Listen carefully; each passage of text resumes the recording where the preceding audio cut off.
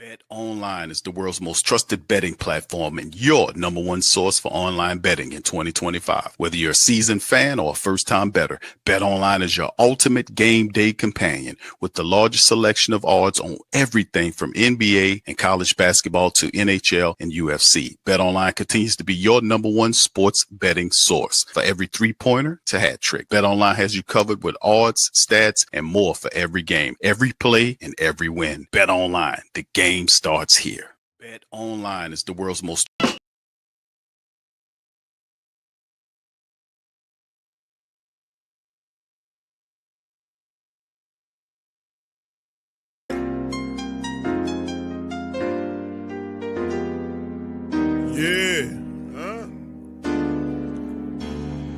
Boogie like Benson, I'm a Who Dat. I'm a Who Dat. Long as I'm living, I'm a Who Dat.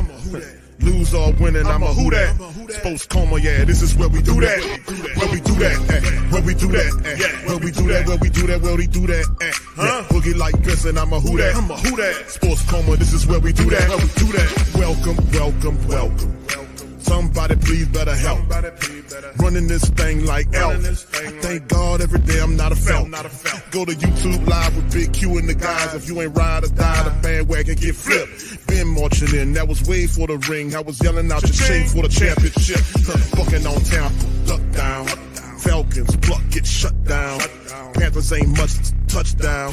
The vision really belong to us now. So much hate on the Saints, you could probably tell. Ever since Bounty Gate hit the NFL, when things seem fishy and you probably smell the crooked referees on Roger Goodell. Buggy like this and I'm a Who Dat. Every day I'm living, I'm a Who Dat. Lose or winning, I'm a Who Dat. It's the Sports Coma, this is where we do that. Where we do that, where we do that, where we do that, where we do that, where we do that. Boogie like this and I'm a Who Dat. It's the Sports Coma, this is where we do that. You're listening to the Sports Coma with Big Q and the guys on the PRO Media Network.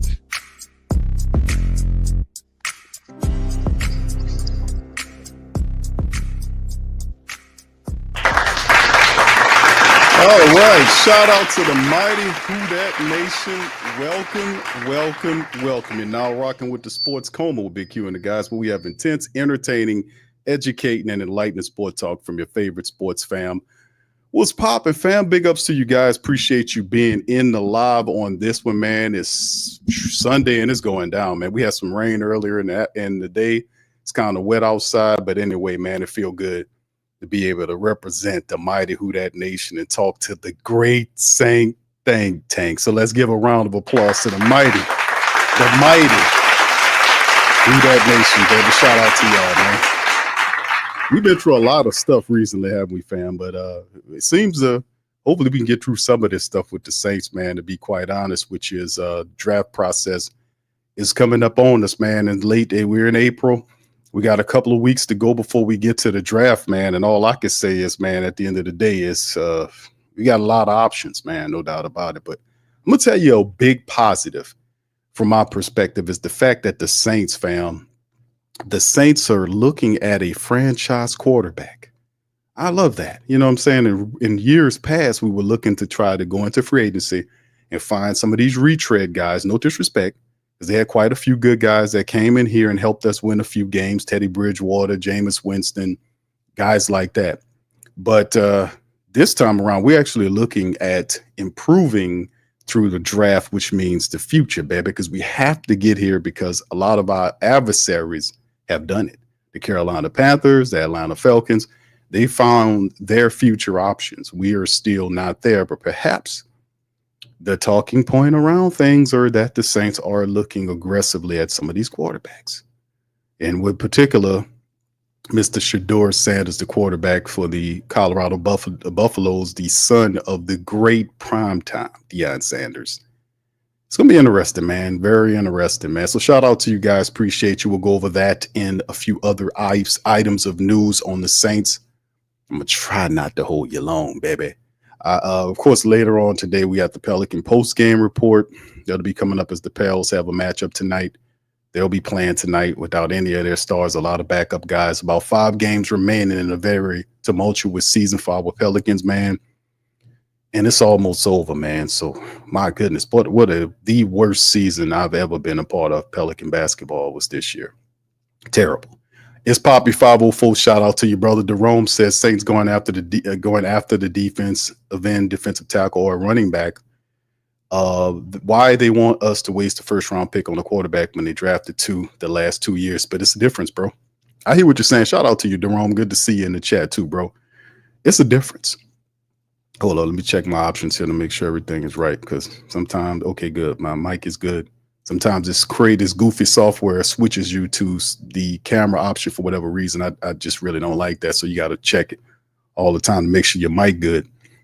But the thing is, like, to talk about it, yes, you're right. They have taken 2 quarterbacks the last 2 years. No disrespect to Jake Zoolander, Hayner, and Spencer Rattler. But when you're talking to Shedeur or Cam Ward, and I ain't saying we're going to get that guy, but that's a different level. It's a different level of quarterback. These guys coming in as franchise quarterbacks right away. You can move them in there, plug them in, plug and play style players, big time players, guys like Shedeur groomed to play quarterback. He's the guy that has the blood of the great Deion Sanders coursing through his veins. You watch him play over the last 4 years. He's smooth in the pocket, not rattled by anything, can make every throw. And the guy is like, it's going to be very good in the league. So, like I say, it's a difference. No disrespect to Spencer, because I like Spencer a lot, but it's a difference, bro. It's levels to this, isn't it? All right, Black Major, shout out to you. GM Kev, what's up, fam? What's up, GM Kev? Elite, what's up, Elite? Skylife, what's happening, baby? Appreciate you, my brother. Kathleen, shout out to the Queens in the building. Big ups to you. OG Jerry in the building as always. Kai, the great, much love to brother Kai. Good to see you. Young City, I see you, fam. Big ups to you as well. Pelican Nola, shout out to you, fam. Good to see all y'all in the stream as well. Big ups to you. Running through this thing. Saints fan, shout out to you. LV, much love, fam. Says, Q, what do you think about the Saints adding Jack Jones? The Raiders just released him. Do we need another Raiders retread? Another Raiders retread. I don't know, bro. I'm gonna have to think on that thing, man.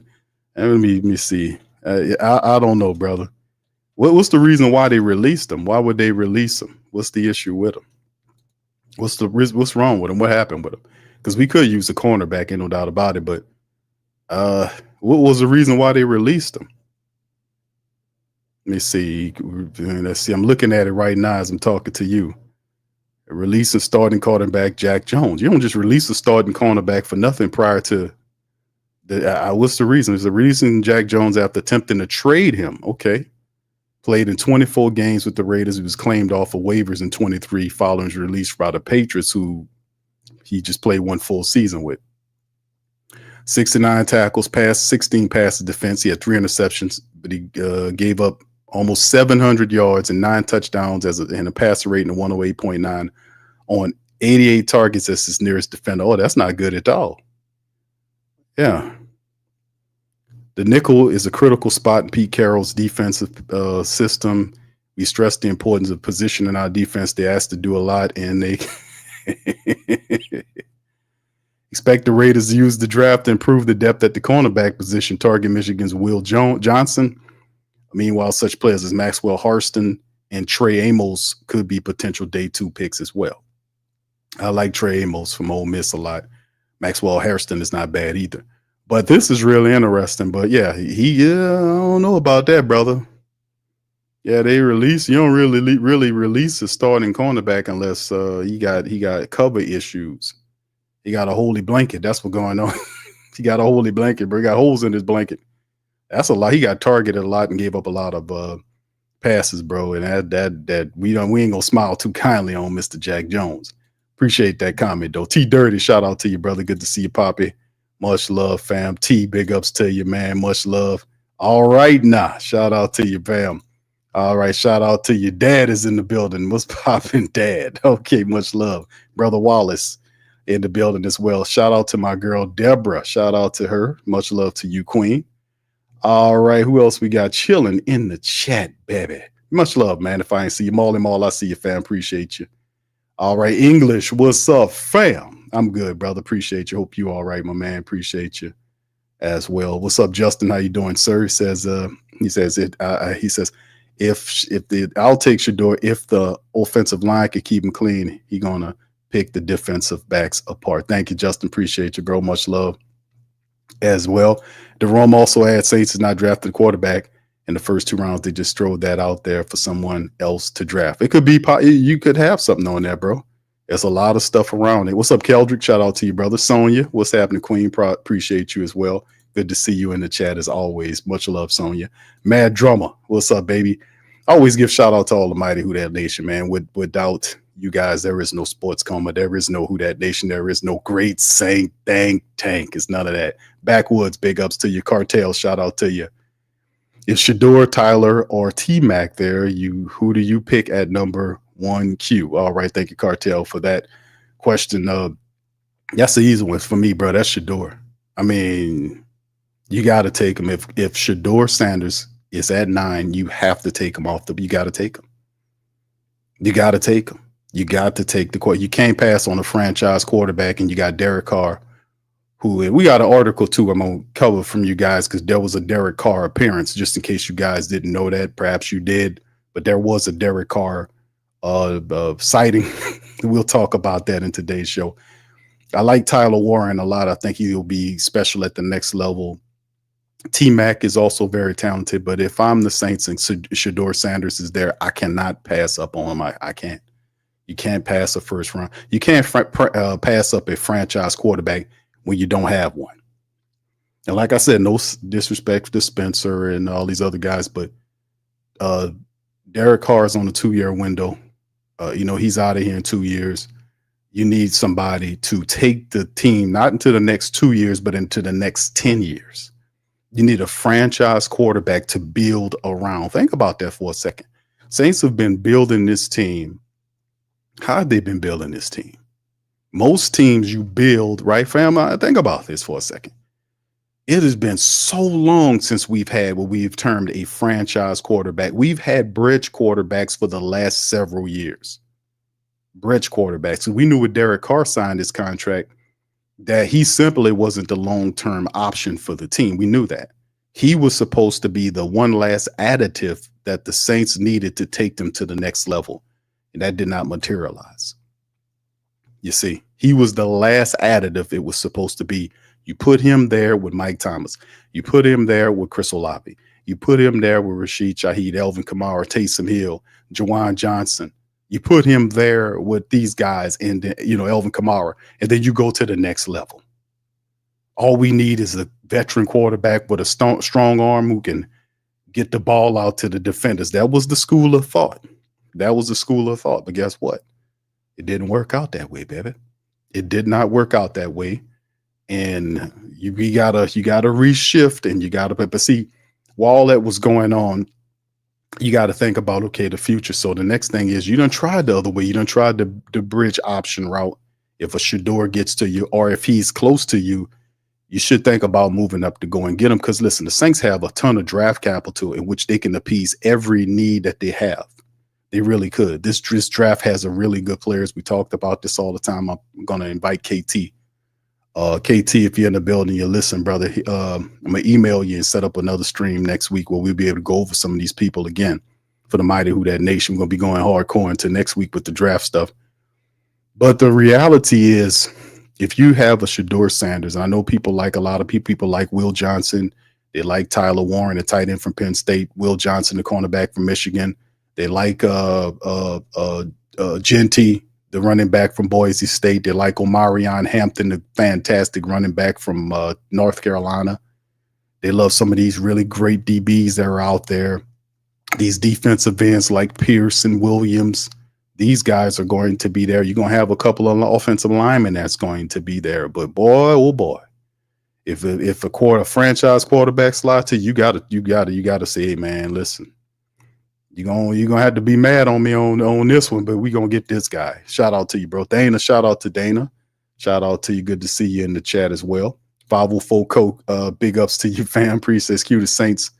That Saints Sanders #2 jersey is gonna be oh yeah, that's gonna be lit, man.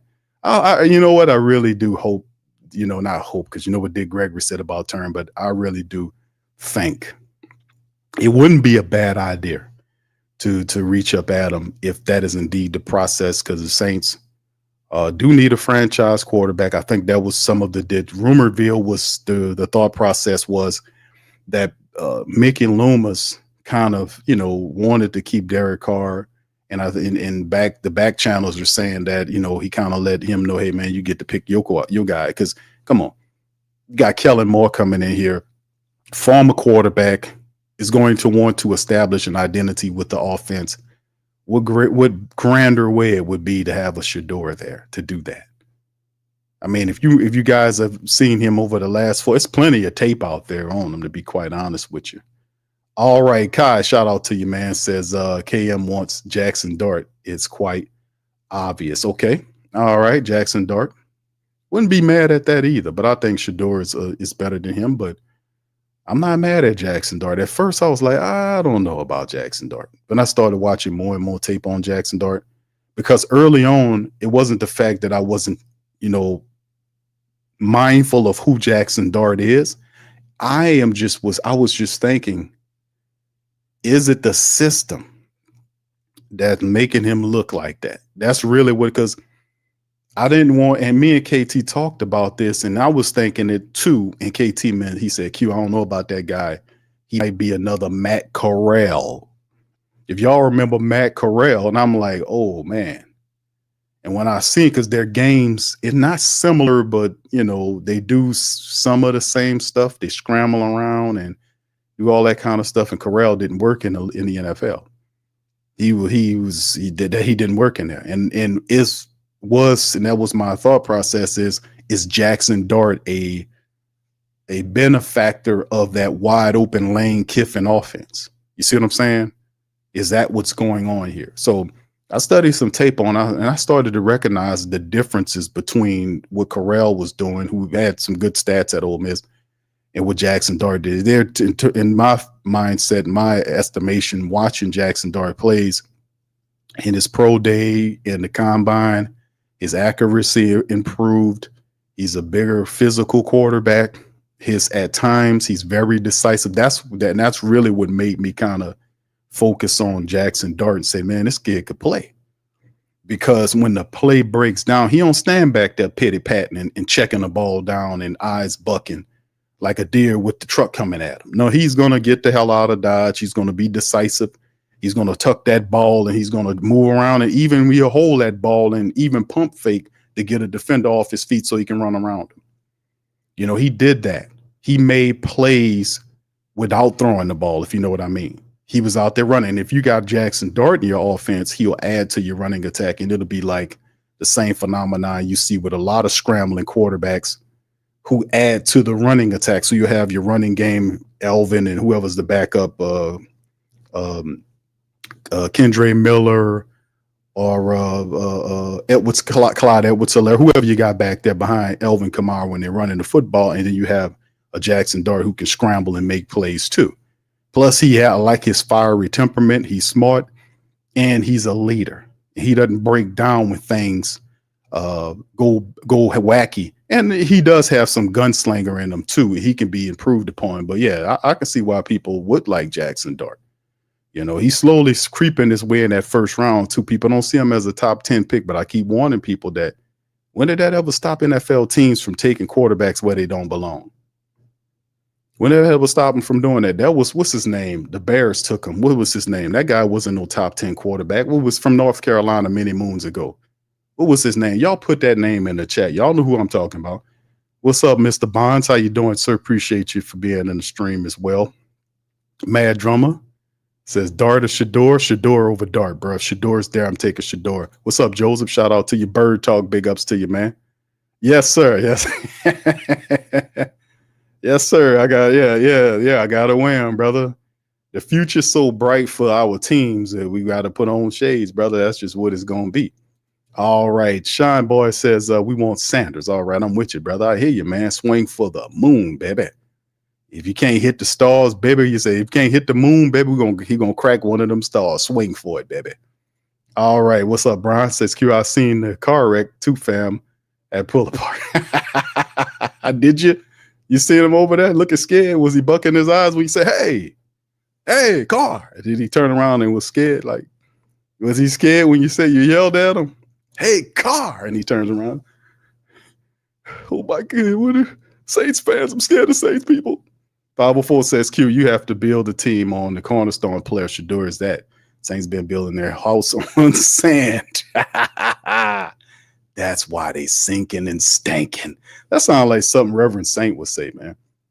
I think you tuned in. I think you tapped into your Reverend Saint right there, 504 code, baby. That's something Reverend Saint would say. He would say, baby, listen, you have to build a team on the cornerstone player, baby. Shedeur is that, baby.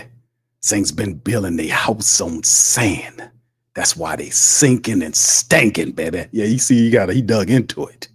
Sinking and stanking. That's that adds a little extra punch to it.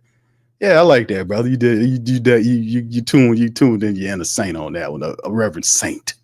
Trey the big bro says it's stupid to move up to get him. He'll fall in our lap anyway. Q, what you talking about? It's not our front office. He says it's not our front office have a good draft percentage in the past 5 years. Okay, Trey, I hear you, bro. You think he slides? Okay, Trey, thank you, sir. And a lot of people saying that, bro, but you know that rhetoric, bro. Every year they say the same thing.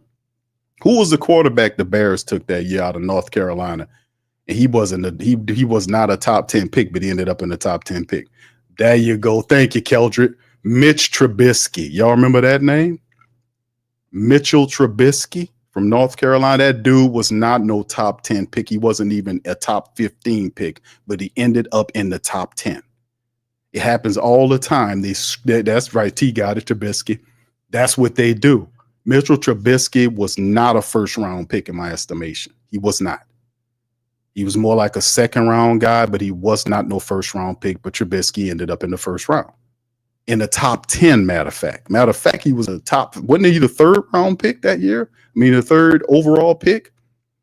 It happened all the time, fam. Y'all know how this goes. What's up, Big Belly? Shout out to you, man. Good to see you, brother Byron. How you doing, sir? Says Ward, Sanders, Dart, my list, but choose Sanders at 9. A lot of people think he'll slide, bro. Put in the chat why you think he'll slide too, bro. Let me know your thoughts on why you believe Shedeur will slide. Let me know, bro. All right, follow who says Shedeur is a cornerstone player. Saints been building their house on sand. Yeah, there you go. I read that one. Thank you, bro. Demi said, "What's up, Q? How do you feel? We may trade up for Sanders. I wouldn't want to help my hopes up. Okay, I get you. You don't want to get your hopes up too high. I got you, Demi. Yeah, we got to be smart about getting them hopes up too high because you know what happens. You get prompted to a letdown, especially with the Saints. It's sad, man, but at the end of the day, we'll see, man. We'll see what happens. I personally do not think that Shedeur Sanders will fall all the way down to number 9. I think at some point the Saints will have to chase him. Why? Because there are a bunch of teams in the NFL that need quarterbacks. And there are only 2 franchise quarterbacks that are there. You talking, I still have Shedeur Sanders as my quarterback. Like my quarterback board is Sanders and Ward. It has not changed. Now I've seen Cam Ward's pro days and his workouts. I've seen what he did when him and Shedeur worked out together. I've seen all of that, and I will maintain that Shedeur to me is still the better of the quarterbacks. Now it's not a vast difference like, oh, he's way up here in Ward's. No, they're really there. 1A, 1B type thing. But, you know, like I said, I love what Cam Ward has done. He's phenomenal, but I'm thinking because of how Shedeur Sanders did not work the system, the gatekeepers did not like that, and I think that's why he slid underneath Ward. It wasn't because of his talent. It wasn't because he had some type of weird thing that happened during this process where he got in trouble somewhere. He's not a troubled child. He doesn't say anything controversial. He doesn't stick his foot in his mouth. He doesn't do any of this weird stuff. He doesn't race Lamborghinis up and down the street after he gets an NFL contract. He's not caught with a gas mask and a weed bung. You know, he doesn't do any stupid stuff like that. So how did he slide? Now he can't be in the top 10. How? Why? What did he do? He didn't have a bad workout. He didn't do anything wrong except he did not participate in the throw aspect of the combine, and that's when you seen him drop, because the gatekeepers did not like the fact that he said, I'm not throwing at your goddamn combine. If you won't see me, you come to my pro day and see me throw. They didn't like that. Cam, he went and did it. And then he leapfrogs them. It wasn't no difference, man. They've been like this the whole year long. They've been going up like this the whole year long together. There was no difference. It's just they didn't like the fact that he didn't go to that combine and throw and run and do all that kind of stuff. That's what it was. So anyway, like I said, he didn't do anything. He didn't do anything to drop his stat, and Cam didn't do anything to blow past him. So it's like, oh, they acting a fool for Cam, and all. Like, Cam's good, but at the same time, you go ahead and let Shedeur Sanders drop to the Saints and watch how we kick y'all teeth in. You go ahead on and do it, because that's all we need is a franchise quarterback to get all these guys in line. We need a leader at the quarterback position. God knows we don't have one starting for us right now. We know that off the top. You know, so you let Shedeur Sanders slide to the Saints at 9. Watch we kick y'all teeth in the rest of the league. Watch this. Watch how this go. This is gonna be phenomenal. So yeah, that's all we lacking. What's up, Booker? Shout out to you, man. Appreciate you as well. Big ups to you. Cartel says Q. We don't speak much on him, but if we miss on Jackson Dart, I also like Brady Cook out of Missouri in the 4th. Thank you, bro. Appreciate you for your comment. Brother Wallace says Sanders said he loves the idea of his son coming to the Saints. Yeah, the black and gold thing, and which you all knew that, didn't you? When you look at the thumbnails that we have, and you know that at Colorado, the uniforms, the colors mirror the Saints uniforms. The Buffs have gold and black and white. The Saints are black and gold and white. He kind of threw the color scheme in there, but at the end of the day, let Shedeur Sanders slide to the Saints at 9 and watch what happens. Watch what we do to the league. Watch with Kellen Moore and Shedeur Sanders there and all the talent the Saints have. Watch what happens here. Watch when you have a real leader behind that. Watch how things change. Watch how this go up fast. You got to get the right people in there. All right, big ups to y'all guys, man. Appreciate you. 985 Live. What's up, fam? Says Carbage probably didn't have his eyeliner on. His guy liner, that's what they call it. A guy that wears eyeliner, they call it guy liner. That's something new. I ain't know that shit up until last year. I was like, what? What you call it? I didn't even believe that at first until somebody sent me a picture, and I was like, yeah, that's guy liner. I was like, what? Why would he? What would you need to? Whatever. Desi says, how does that even happen? I know we're gonna see. We're gonna see. I don't know how they got, like I said, it's gatekeeper stuff going on right there, man. He didn't do anything drastically bad for him to drop all the way to where people saying he is. And they're saying, oh, he's dropping like a, so I'm like, I'm not buying hype. I'm sorry, I'm not buying that hype. Sorry, I'm not doing it. I'm not doing it, baby. Not buying the hype, baby. Sorry, I'm not doing it. You know, and that's why I said, man, you can't believe what these people say in this day. Can't believe what they say. They lying all the time. Thank you, Demi. Shout out to Damon. I want to say thank you very much. Picking me up, bringing me back to this world. All right, Demi. Shout out to you, baby. Appreciate you as well. All right. Much love. Dana says the only difference is Shedeur is tougher than Tua. And, oh, yeah, he way tougher than, well, Tua been, they need to put Tua down, man. He been getting all, I just think it's terrible how they handle Tua, all those concussions.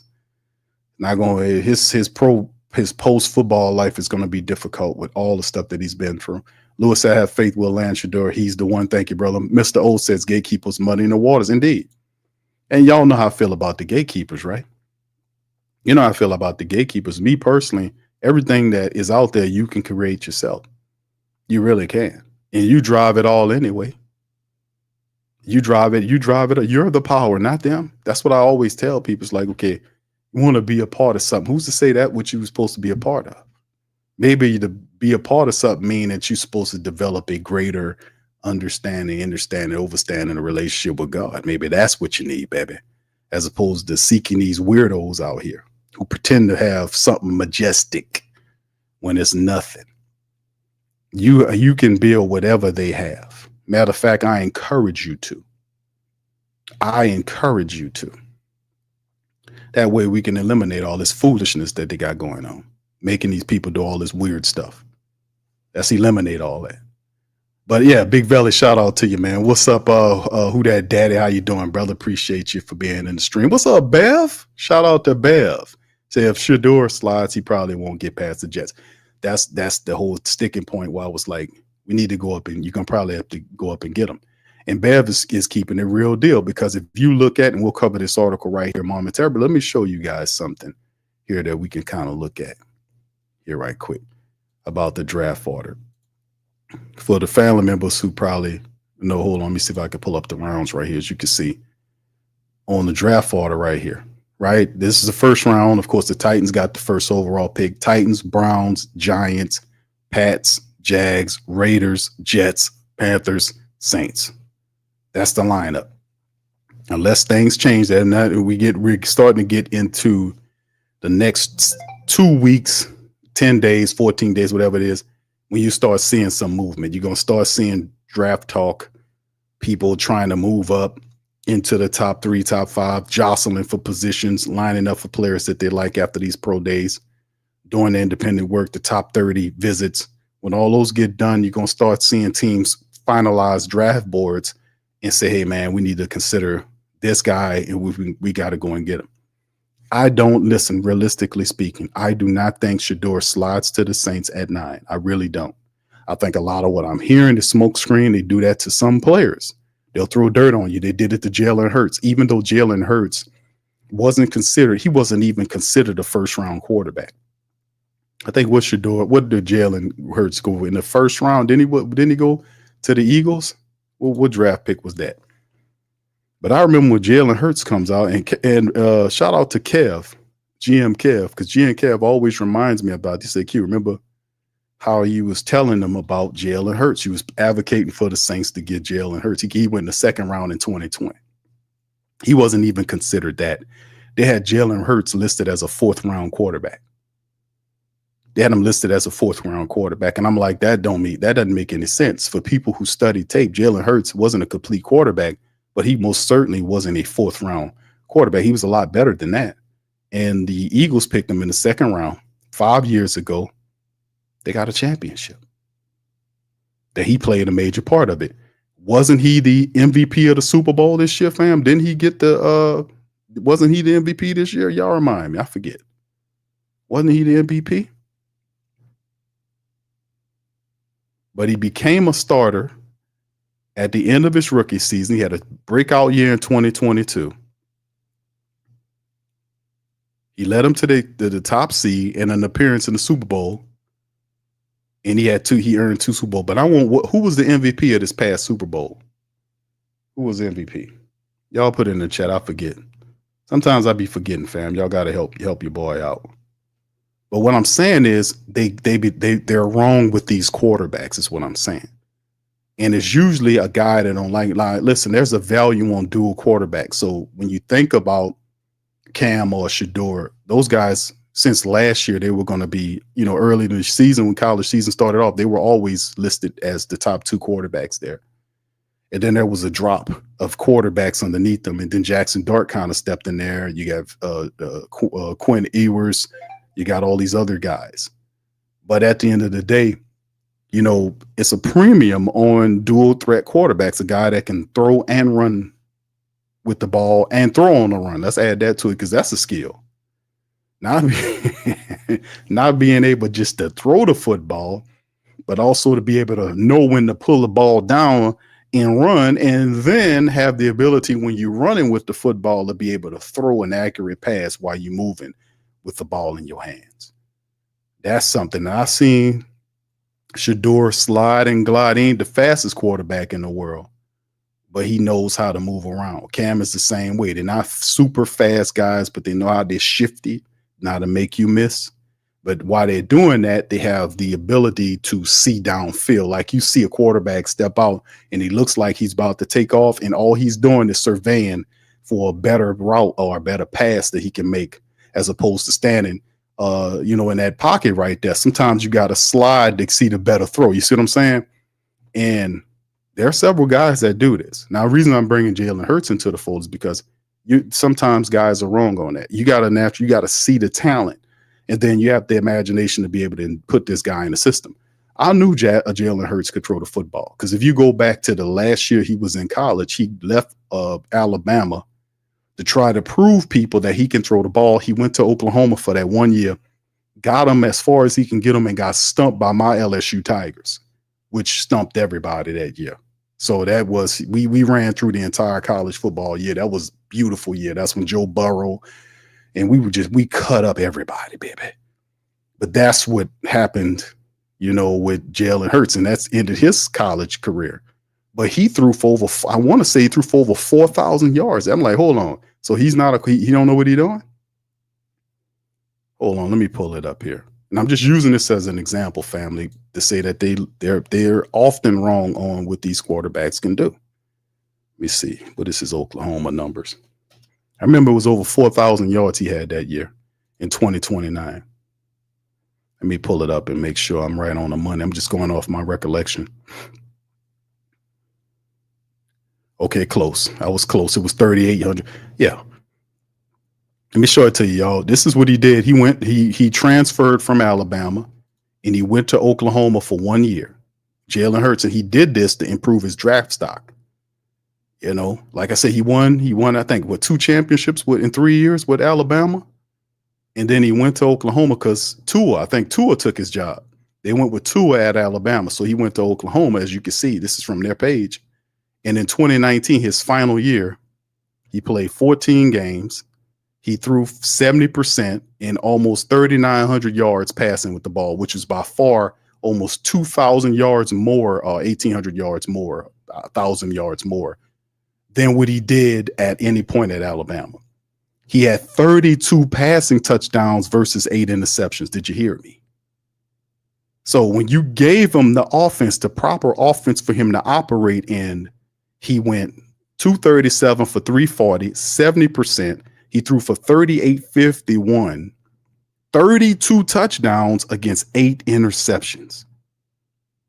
And they say Jalen Hurts ain't a passer. And then he ran his duality. He ran 233 times for 1,300 yards and had 20 rushing touchdowns. He was responsible by himself for 52 touchdowns by himself in the final year with Oklahoma. And they were still saying he a 4th round pick. How? You see what I'm saying? But some people got to axe the grind. Some people throw dust on these players or dirt on these players to drive their stock down. Could this be something that's happening with Shedeur? Even though Shedeur is an established quarterback, in my opinion. He does have some flaws, but very minuscule. Temperament, everything is fantastic. Bloodline, big play player, franchise quarterback, 10 plus years. Nailed it. Get it. Get them. But in the end, that's what I was saying. They be getting this stuff wrong, fam. They get it wrong all the damn time. That's what I be trying to tell everybody. They get it wrong all the time.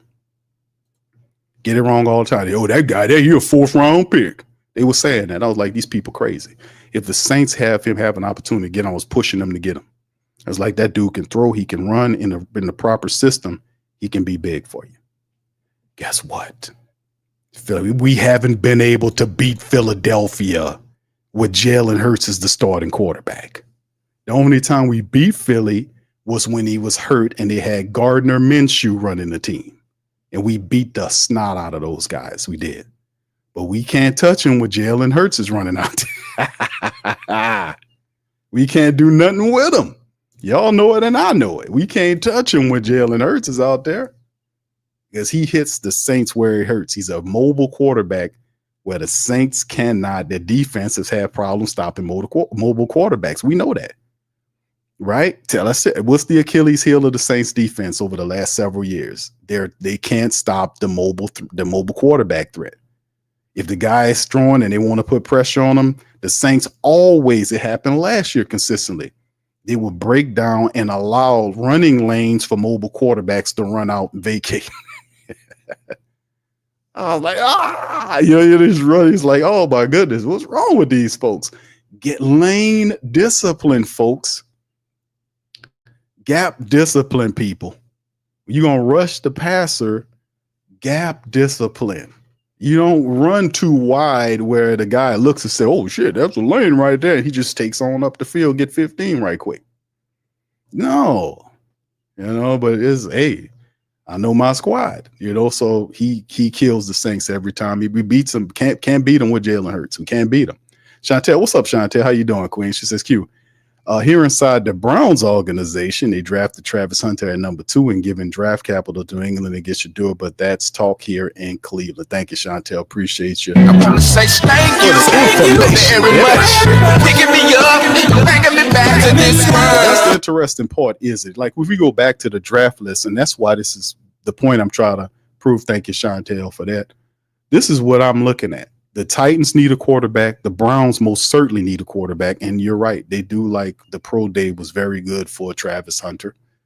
And he's a phenomenal two-way player and something like we haven't seen since, I don't know if ever. People talk about Desmond. People talk about Charles Woodson. His statistics, one way and the other, are just, it's just, I don't know if we have never seen anything like Travis Hunter. He's a player that could play wide receiver and cornerback equally well. Your biggest problem would be to figure out which position he would play. He's a phenomenal player at either. That's insane how good that guy is. But it's hard for the Browns to pass on him because they need so many playmakers. But you do not have a quarterback. You don't have a quarterback. Free agency didn't pass. You don't have a quarterback. You have, what's his name? You got Deshaun Watson, who people have totally lost faith in. And Pickett. You remember Pickett? He's the backup quarterback. That don't sound like any futuristic options to me.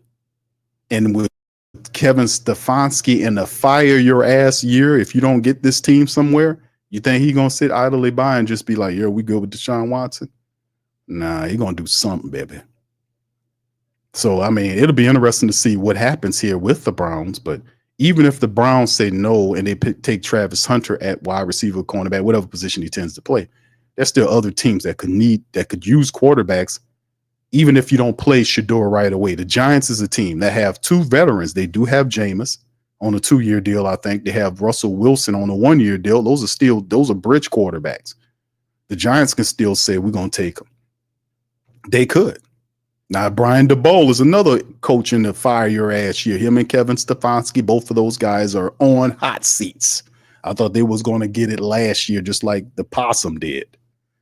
But yes, the Titans, the Browns, and even the Giants to a degree. Now, if they don't want, they can wait and suck next year for Arch Manning. If he comes out, that could be something. But if you look past those teams, the Patriots are not going to get them. The Jags are not going to get them. The Raiders, they're looking to win right now, and they got Geno Smith. And I think they just reworked a long-term deal with Geno Smith, him and Pete Carroll out there. And then the Jets. Now, the Jets have Justin Fields on a 2-year deal. Is Justin Fields the answer for the Jets, or is primetime Sun headed to the Jets? Those are teams that's very interesting. That somebody, I just got the feeling for that. That's why I was saying the Saints might have to trade up to get them if they like them. And word on the street is they do like them. You might have to trade up to go and get them, because I don't see some of these, like all these other teams, falling through the flow. The Browns, the Giants, the Jets, teams that need franchise quarterbacks, saying, "No, we're gonna go with some other player." The position of need that you need to win to have is the QB position. Y'all know that.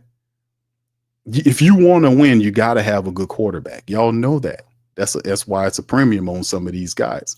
Thank you, Chantel. She also says, "Q, give New England draft capital for Cleveland to move up to the 4 spot for Shedeur Sanders." Thank you for that. I want to say thank you very much. Picking me up, bringing me back to this world. Thank you. Appreciate you there, Chantel. Mike says, Michael Morgan says, shout out to you. Mike said, "Wow, so many Saints people down on Shedeur."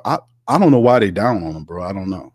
Maybe people like Cam Ward a little bit more than they like Shedeur. I don't know. I don't know why you would be down on Shedeur Sanders at all. He hadn't done anything negative. I mean, he has an impeccable track record. He spent 2 years at Jackson State tearing it up, putting all kind of records in place. He went up from where he was at Jackson State to Colorado with his father and put up really good numbers in 2 years. That he has 4 years of impeccable film you can break, and you can see progression year after year with him. He wasn't a flash in the pan player like you'd play 2 years and then he'll go, or he had one good year and then you'd be like, what? Wasn't none of that. He has steady success and he built upon what he did. So when you watch him from year to year, you can respect his consistency and his growth and his confidence because he put the work in and he got there. And you know what's really even cool too, Mike, is the fact that he's not living off his father's rep, right? He's excelling at a position that his pops didn't play.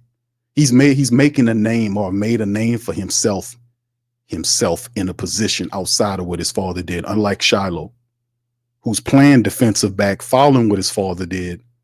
You know, you're going to be constantly looked at. You're in that area. You're a defensive back, just like your Hall of Fame dad. One of the, the greatest cornerback. And I know Ashanti Samuel, Ashanti Samuel, he ain't gonna like that. To hear that. I'm like, bro, where you been at, bro? They been saying that shit, man. Where you come from? You just woke up out of the blue. Hold on, I'm better. What? Bro, they been saying that. What you talking about? They've been saying that about Deion Sanders, that he's a great. Why you wasn't saying shit then? When you was playing in the league, they was saying that. They was saying that when you was playing in the league. Hell, when you was when you was in college, you was hearing that. We knew, so that ain't nothing new. Just get a man his flowers and move the hell on. You got money, right? You got paid, right? You good? Yeah, man, get out of here with that, man. That man, you were good at what you did, but that other man was great, man. Come on, man. Get that man his flowers and get your ass on, man. But yeah, you're right. That's one of the greatest things I respect about Sanders is that he made a name outside of his Hall of Fame dad. Do you not understand how difficult that is to do? How many other players can do that? Now we have Cam Jordan that made a name for himself outside of his Hall of Fame dad, Steve Jordan. But then again, Steve was good at what he did, but when you talk about the top 5 best tight ends in NFL history, do Steve Jordan name comes up? Does it? Just asking. Just asking for a friend, your reverend. All right. Anyway, thank you, Michael. Appreciate you. I want to say thank you very much. Picking me up, bringing me back to this world. Indeed, man. Indeed. Like I said, there ain't too many times that happens. When you have a Hall of Fame father or player and the son establish a name outside of him, a respected name like it, that's Deion Sanders' son right there. Now that man made a name for himself in the field, whereas his father was a football player. He won an offensive side of it and made a name for himself. You gotta respect that, man. And then the way he carries himself, he all about the game. He about the business of winning, man. And that's why I also appreciate the bloodline as well. Because if you watch him play at some of these high stress games and stuff, he got a good temperament about him. Now, he's a lot of stuff that he could work on. He's not like, he needs this type of stuff. He got all of the stuff. You just need to kind of refine it within your system. So if you're fortunate to be able to get him to fall to you, I would definitely say reach out to that man and see if you can get him. Because I really don't believe what these people saying, fam. Every year we go through this draft stuff every year. And they throw mud on some of these players to dirty them up so they'll slide. This is how it works here. It's almost like corporate saboteurs. The dirty corporations, what they do. People don't even realize that. You got some of the dirty corporations will hire professional saboteurs to come in there, and the next thing you know, your factory got a fire. Just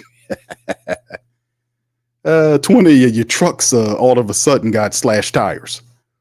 You're like, who the hell did that?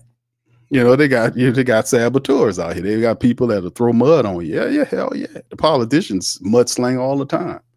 They don't go off there on record. Hey, man, listen, you come with me, baby. Listen, you vote with me, baby. I promise you. Listen, this is what I'm going to do if you vote for me. Baby, I'm going to eliminate your property taxes. Hey, I'm going to get rid of the property taxes, baby. But what I'm going to do is I'm going to take the property taxes and create a whole nother tax that don't have nothing to do with your property. So when you, every year, you know, you don't have to worry about paying me nothing. You own your property free and clear, and we still have the taxes not affixed to your property, which means if you don't pay, you can pay 99 times, but the 100 times you don't pay, I'm coming to get it. You vote for me, I do that. You vote for me, baby, I will raise the money for the firefighters and the police. I will increase the oversight in a separate committee. Yeah, you see, you guys start talking like that. We're gonna raise the teacher pay. We're gonna take the people that society cannot run without, and we're gonna compensate them fairly. Watch how you get the best people. It ain't hard to figure out. It ain't hard to figure out at all. You want the best people, you gotta pay for them. They come to you. You get them talking to you like that, and watch how fast they get to run into. They go like, "You, hey, I'll vote for you." Hey, what you said? Lord, the new property tax. Come on now. People, you got to know how to speak to people talk. The problem with the politician is he trying to get you to believe his bull, you know, and she trying to win that for you. But man, it ain't hard to know. They know what people want, man.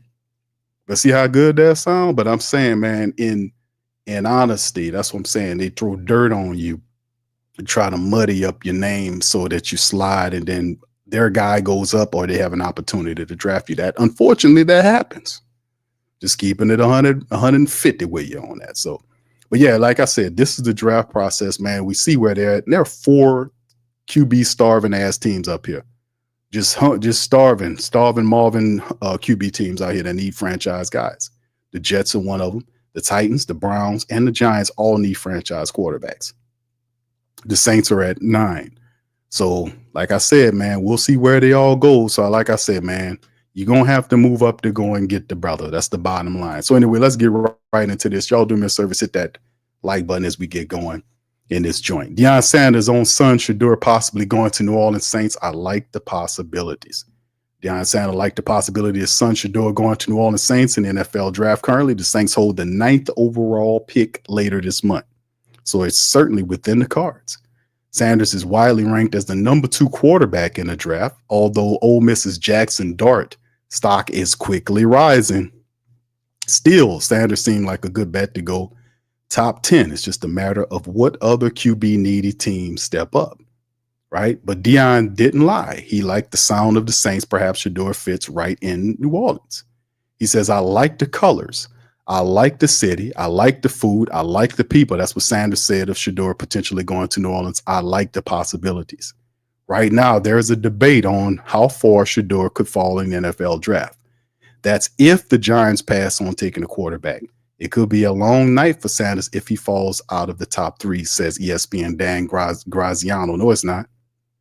It's going to be a long night for him at all.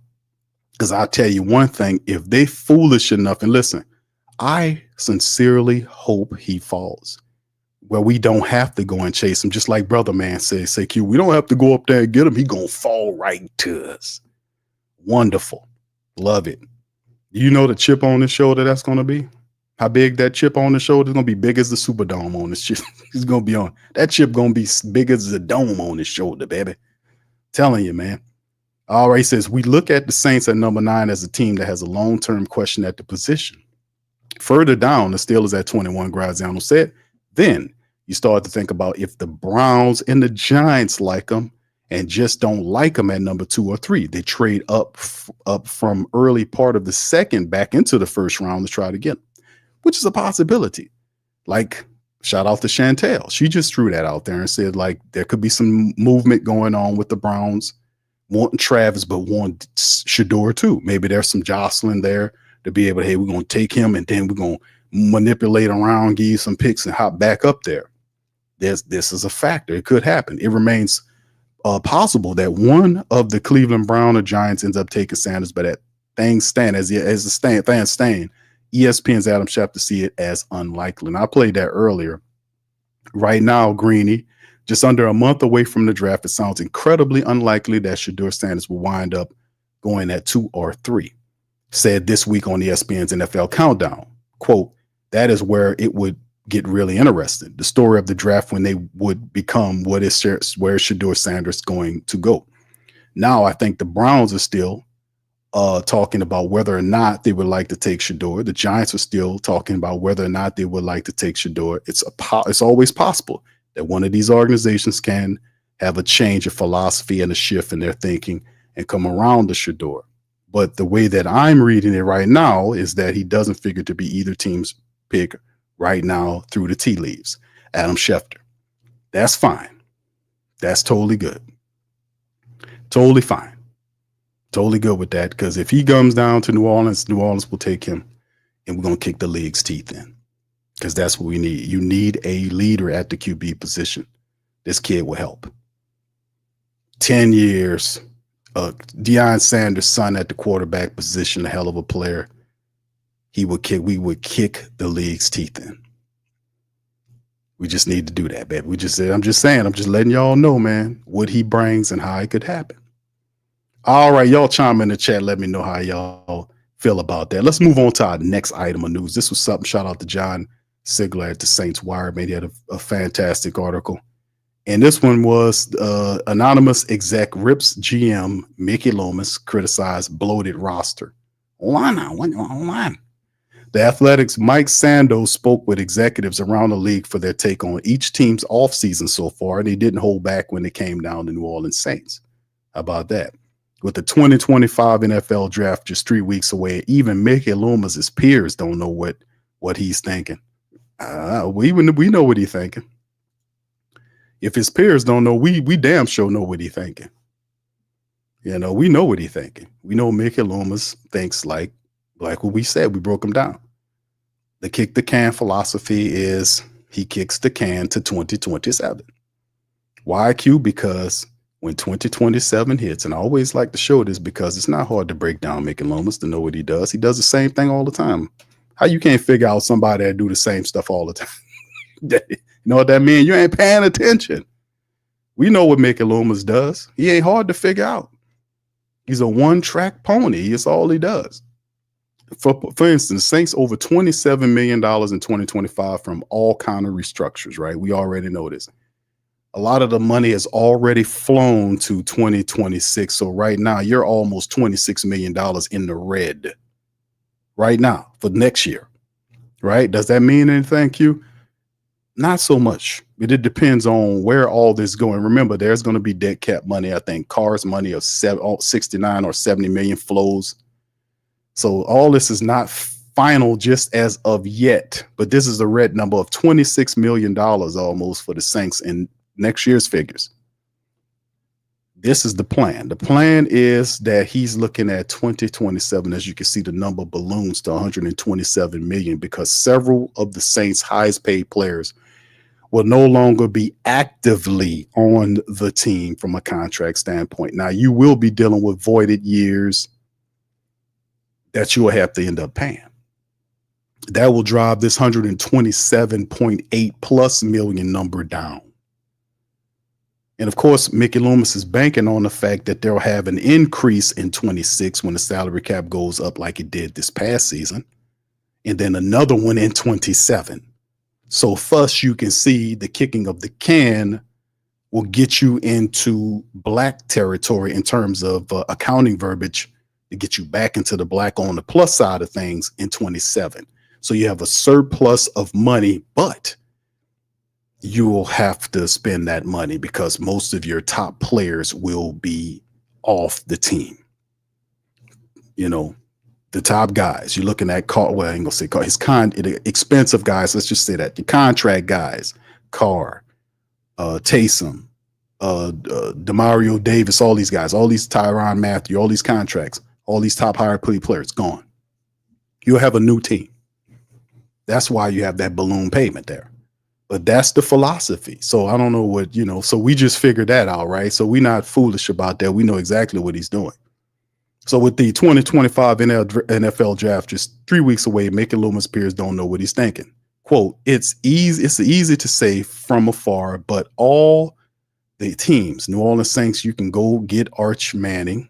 One team executive told Sando, tear the thing down. You're not really competitive. You have no answer at QB. You are bloated. Hold on now. What the hell is this guy talking about? Hold on. You have the cap issues, and in a year, the prodigal son could return home. What am I missing? Oh, you know, it sounds good, but like I said, Arch Manning, I think he's going to play 4 years. He's rich. The Mannings are filthy rich, man. So it's no need for him to rush out of college for anything. I don't think he's coming out next year. We'll see. That's just my opinion. But I don't think next year, when the draft comes around, that Arch Manning is going to be the guy in it. I think another year after that, you see Arch Manning. We're going to see. Because I think next year he'll be what? He'll be a what? Because remember he redshirted a year, so he'll be opening up. I think he was opening up as a junior this year, and then the following year he'll be a senior. Because remember, like I said, he redshirted a year because Quinn Edwards kept him on that bench. They was trying to get him in there, but Quinn was playing good football for Texas. Saints punted a lot of money into the future with their routine round of contract restructures. We just covered that. But the cost of doing this was high. Now you have guys like DeMario, Tyrann Mathieu, Cam Jordan's another one of those guys, all entering the final year of their contracts.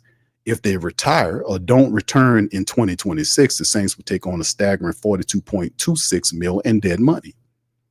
This same anonymous executive added, if the Saints said they were blowing it up, their supporters will all get it. This is true. That part is true. This is a year you probably could have traded Derek Carr. This is also very true.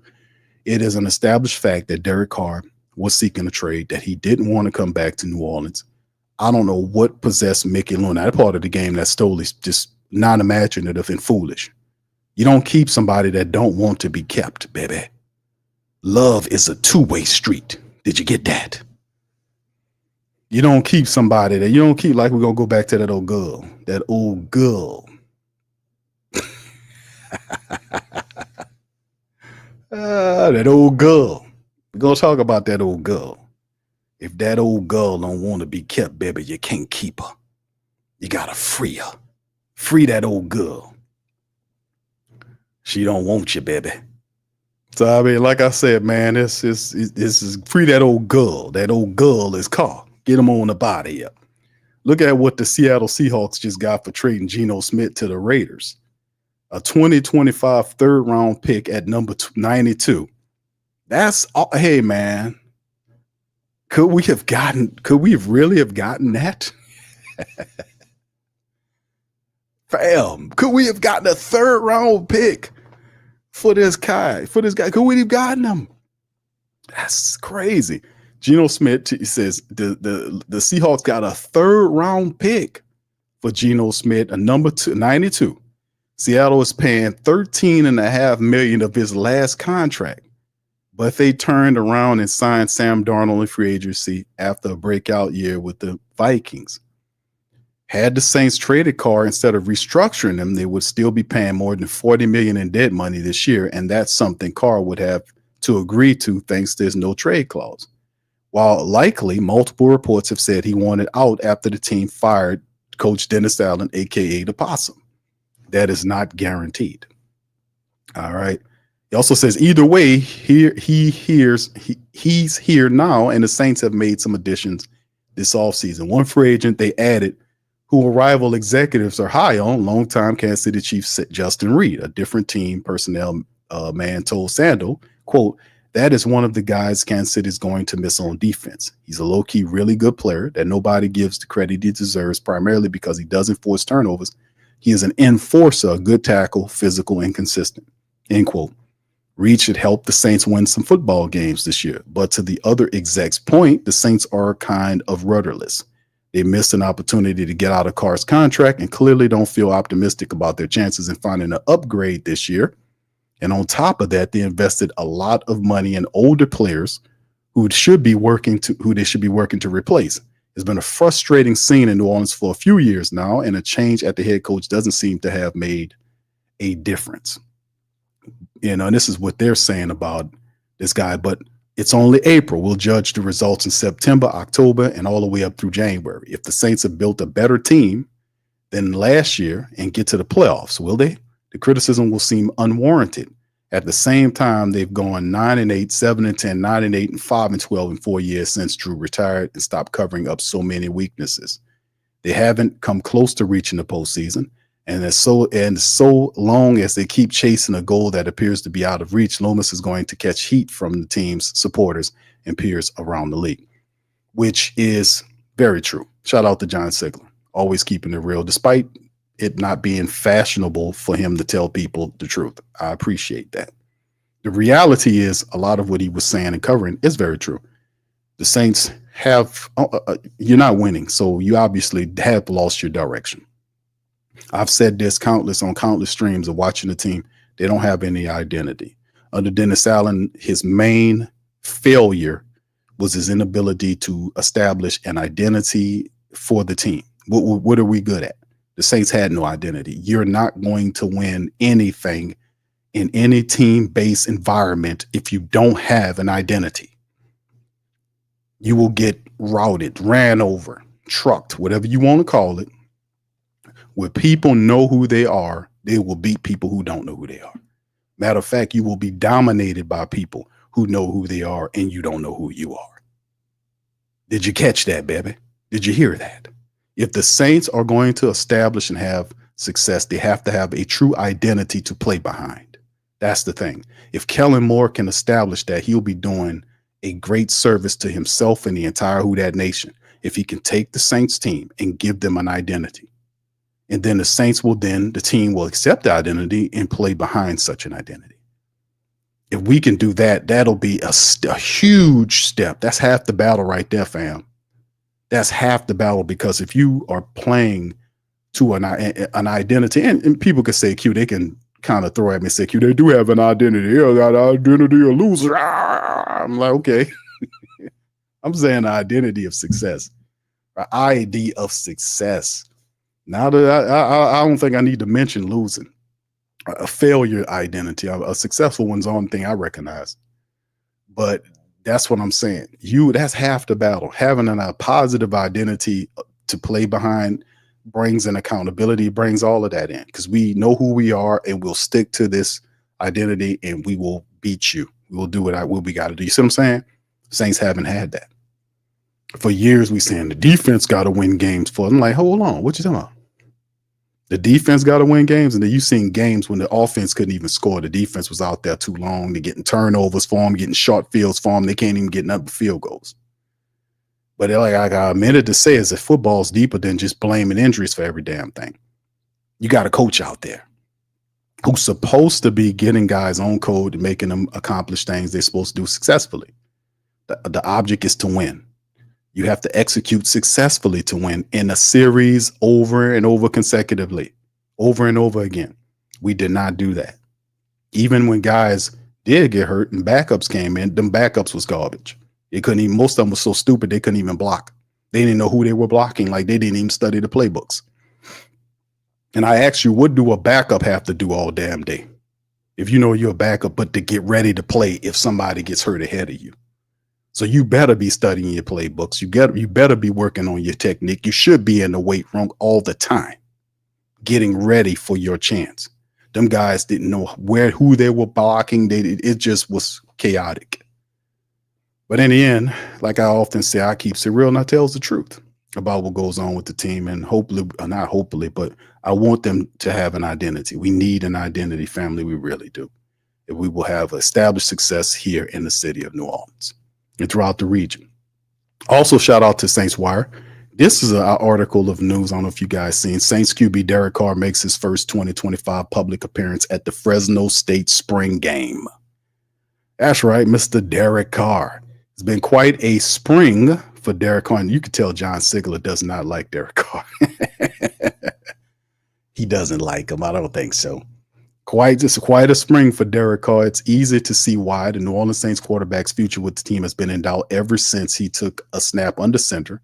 A change in leadership with Kellen Moore replacing Dennis Allen as the head coach only made his outlook look murkier. But the Saints ensured he would return for 2025 by restructuring his contract in March. And I would say in 2026 too. You got a almost $70 million cap hit. I think that pretty much puts him on pace to be here next year too.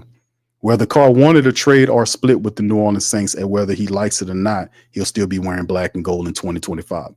It is unfortunate that he has been prouder to do so. He says it's unfortunate that he hasn't been prouder to do so all offseason. Carr was one of the few people to throw a football in a Saints uniform over the last 5 years who didn't show up to promote New Orleans during the week leading up to the Super Bowl.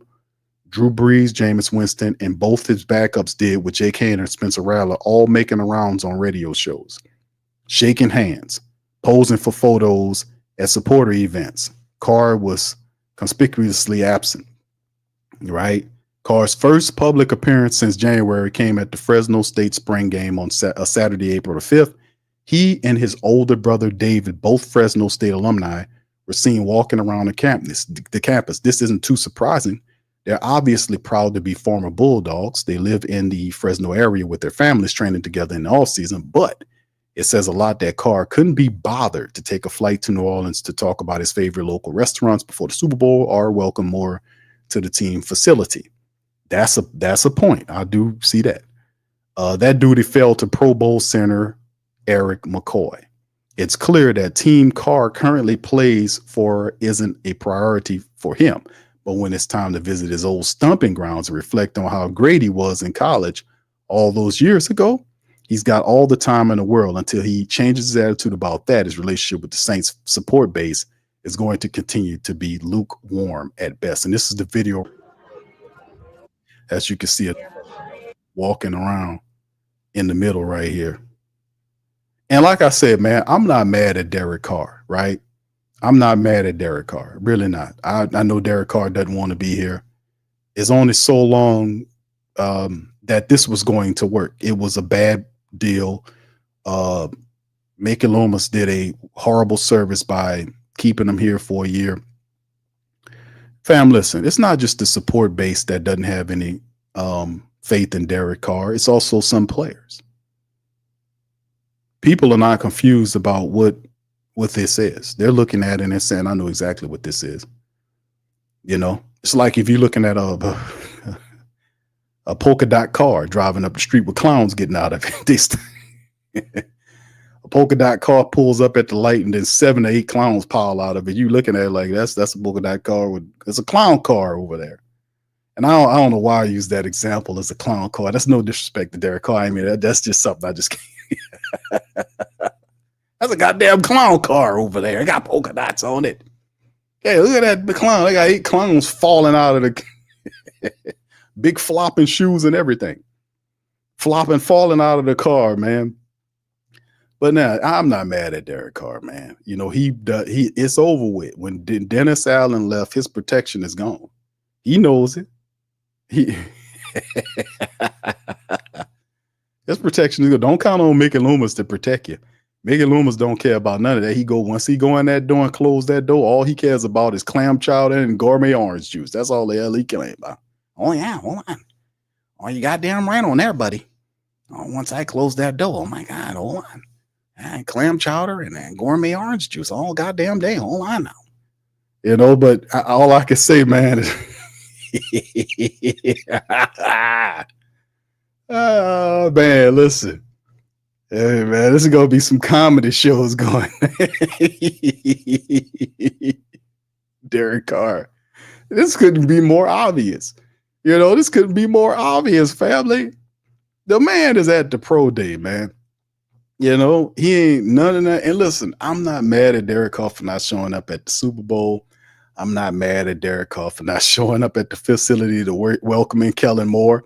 Even though you're the quarterback, you're supposed to welcome in the new coach. Now, he probably talked to him on the phone, but, you know, let's just talk about, decorum. Let's talk about decorum, shall we? If you're the starting quarterback making $150 million, wouldn't you be like, when the man gets signed as the head coach, wouldn't you be at the facility? Oh, let me fly. I got a house in New Orleans. I got a house in California. Let me drive my ass on down here Hell, let me take a Uber. You know, you damn sure can afford it. You know, take the premier version or whatever they call it. Go down there, meet them. But then again, I'm not mad at Derek Carr. Like I said, he was trying to get out of here. Mickey Loomis said, hold on now, guy. Hold on, you still owe me some years here. Hold on now, man. You're going to do that. Now I know the Who Dat Nation, I'm going to take the bowls for you. Hold on now. They're going to fire at me. And while they're firing at me, you run into the building. Hold on now. You ready? They ready to jump out the car together. And Vicky says, all right, ready. At the count of 3, we're going to go. Okay. All right. 1. Oh, line item. 2. Okay. All right. At 3. And then Derek starts running. They start shooting arrows at him. Mickey's still standing there. Oh, hold on. I didn't say go yet. You were supposed to run when I said go. So it's just one of them situations, man, where it's not going to be. This crazy, man. Why would you do that to this man? What would you say? I almost feel sorry for Carr a little bit, family. I almost feel a little sorry for Derek Carr. Why would you do that to him? Everybody knows it now. They know that he don't be here. And then he's forced to come back here, play the city. The most of the support base doesn't like him. And let me tell you something, Carr, if you don't know why they don't like you, it's not because you went to Fresno State and you was a Raider, all this kind of garbage. We can care less about that.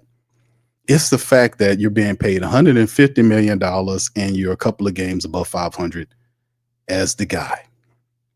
The Saints sold him as the last piece to take them to prominence. And all it did was take them to the bottom of the ocean. That's all they did. So people are upset because when the Saints, and this is all the seed when they did these narratives, fam, you just got to have a memory. When the Saints brung that man in here, they said they sold him to the support base as the last piece for a playoff run. Put 1 in the chat if you remember that, because we covered that here. They even mentioned it. We think Derek Carr is the piece that can take us over. Get it there. He's a pro such and such and all this. And I said, hey, listen, Derek Carr can help you win if you know how to use Derek Carr. He can. And I've said this over and over again. He's a top 5 play action quarterback, which means he has to be a complement to your running attack, meaning your running attack is option 1 and Derek Carr is the play action option 2. Right? This is what I've said. The numbers indicate that he's a top 5. You can't get away from that. He's a top 5 play action quarterback. He's really, really good in the play action. That's your only course of action if you want to win with Derek Carr. So if you're Kellen Moore and you're trying to win with Derek Carr, you need to strengthen your offensive line, get a serious mean running attack, and put him into the play action with it. If you do that, you'll have success right away. And when I mean serious offensive line, I also mean one that is also very good at pass protection, at blocking all overall, destroying you with the running attack and protecting this quarterback because he's also very scary. I would dare say that Derek Carr is probably a top 3, if not the scariest quarterback in the entire NFL. And what I mean scary is that when he sees a guy beat another player and he's about 10 feet from him, that ball going up to an interception.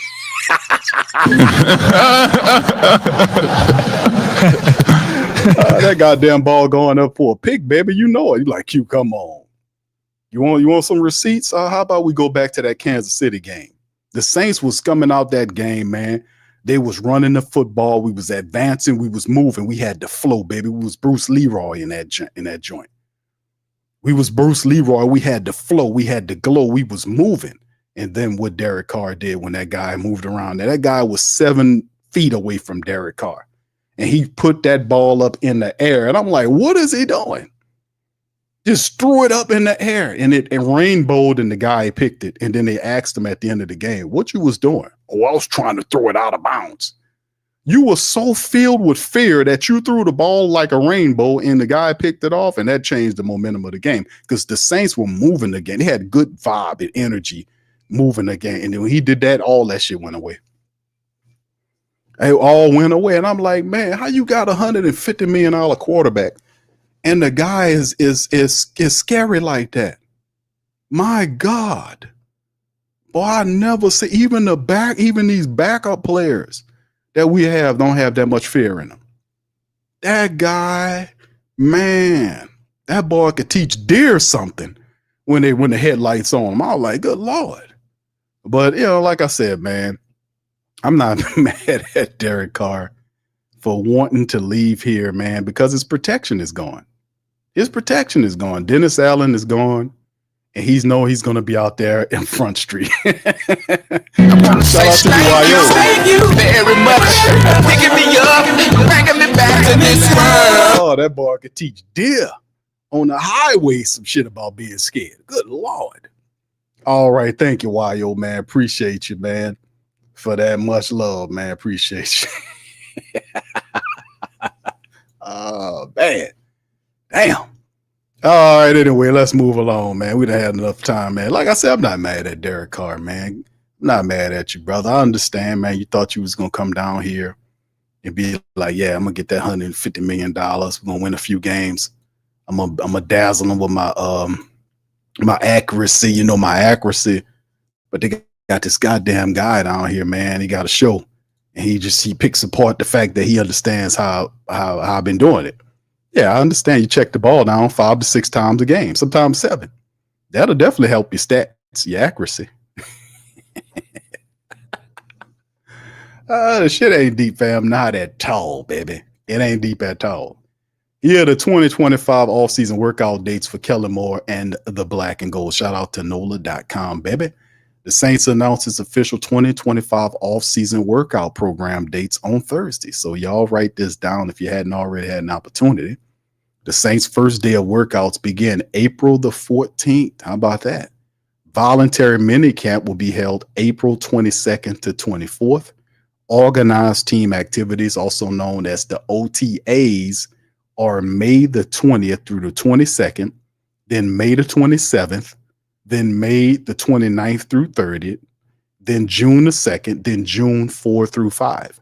No live contact is permitted in the OTAs, but 7-on-7, 9-on-7s, and 11-on-11 drills are allowed. So once again, those are the dates that the Saints will have for the up and coming season. We get closer and closer to that draft, baby.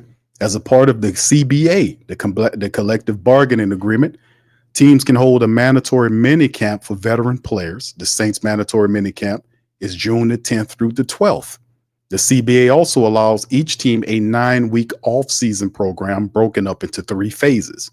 Phase 1 is 2 weeks limited to meetings, strength and conditioning, and physical rehab only. Phase 2 is the next 3 weeks and consists of on-field workouts. The workouts can include individual or group instruction and drills, as well as, quote, perfect play drills, end quote. The drills can have offensive and defensive linemen lining up across from one another. Teams can go through practice at a walk-through pace. No live contact at this phase is allowed. Then the phase 3 of the program are the following 4 weeks, which feature the organized team activities. New head coaches like Kellen Moore are entitled to conduct an additional voluntary minicamp, veteran minicamp that is, but it must be conducted before the NFL draft on April 24th through 26th. So we'll be looking forward to that. Each team can also hold a rookie football developmental program for a period of 7 weeks, which begin May the 12th. So that go a few things right there, fam, just to kind of put y'all on game about things coming up with the Saints off-season workout program. How about that? All right. Anyway, man, let me go over this, fam. I wanted to show y'all guys a few little mock draft things that I seen some stuff happen, with Shedeur. Just to cover the rest of it, the Titans met with Shedeur's camp, agreed to cancel the private workout following the Colorado Pro Day. Now, it's a lot of talking is that the Titans like Cam Ward. A lot of people saying the Titans going after Cam Ward. I will wait to draft day to see what's going on there, because it could be something else going on. I don't know. It definitely looks like Cam Ward could be the first overall guy. But then again, like I said, fam, I'll caution y'all guys to be cautious on this because you never can tell when stuff be going down like this. But anyway, let's show a couple of the mock drafts right here. This is some of the guys' mock draft. Which one? This is Bucky. Where's Bucky Brooks? This Bucky Brooks is from NFL.com. He actually does some pretty good mocks over time. This is what his top 10 mock looked like. Tennessee going after Cam Ward, fantastic quarterback from Miami University. You have Cleveland Browns getting Shedeur Sanders. It's Bucky saying Browns. And he says, for the first one, the talented passer gives Brian Callahan the franchise quarterback needed to spark the Titans rebuild. Titans take Ward, according to Bucky Brooks. Second, Cleveland Browns take Shedeur Sanders. Kevin Stefanski has worked well with traditional pocket passers throughout his career. Sanders fits the bill as a classic drop back quarterback with a game built on touch, timing, and anticipation. That's what I was saying about the Browns. They like Travis Hunter, but if you're a team that doesn't have, you're a losing, stumbling, fumbling, bumbling team like the Cleveland Browns. No disrespect, even though that's a lot of disrespect, but you earned it, baby. That's a lot of it's just you earned that. It's just me documenting your fumbling, bumbling pass. But the Browns, who don't have a quarterback that they can respect, Deshaun Watson is there. The guy has passed for just over 1,000 yards each of the last 3 seasons. He had 1,000 yards when he first got there, got hurt. 1,000-something yards the second year, got hurt. The third year, 1,000-something odd yards, he got hurt. So it just, at some point, you're like, okay, the first 2 years, okay, first year, okay, we'll be back. Next year, and third year, you're like, okay, enough is enough.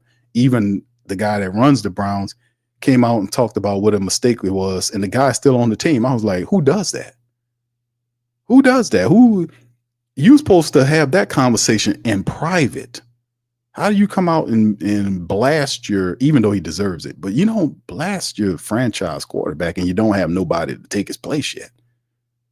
That's kind of stupid there. That's kind of crazy. Matter of fact, I think this dude, he owns all of those gas stations. He owns Love's. I want to say he owns those 3. He owns TA, he owns Love's, and what's the third one he owns?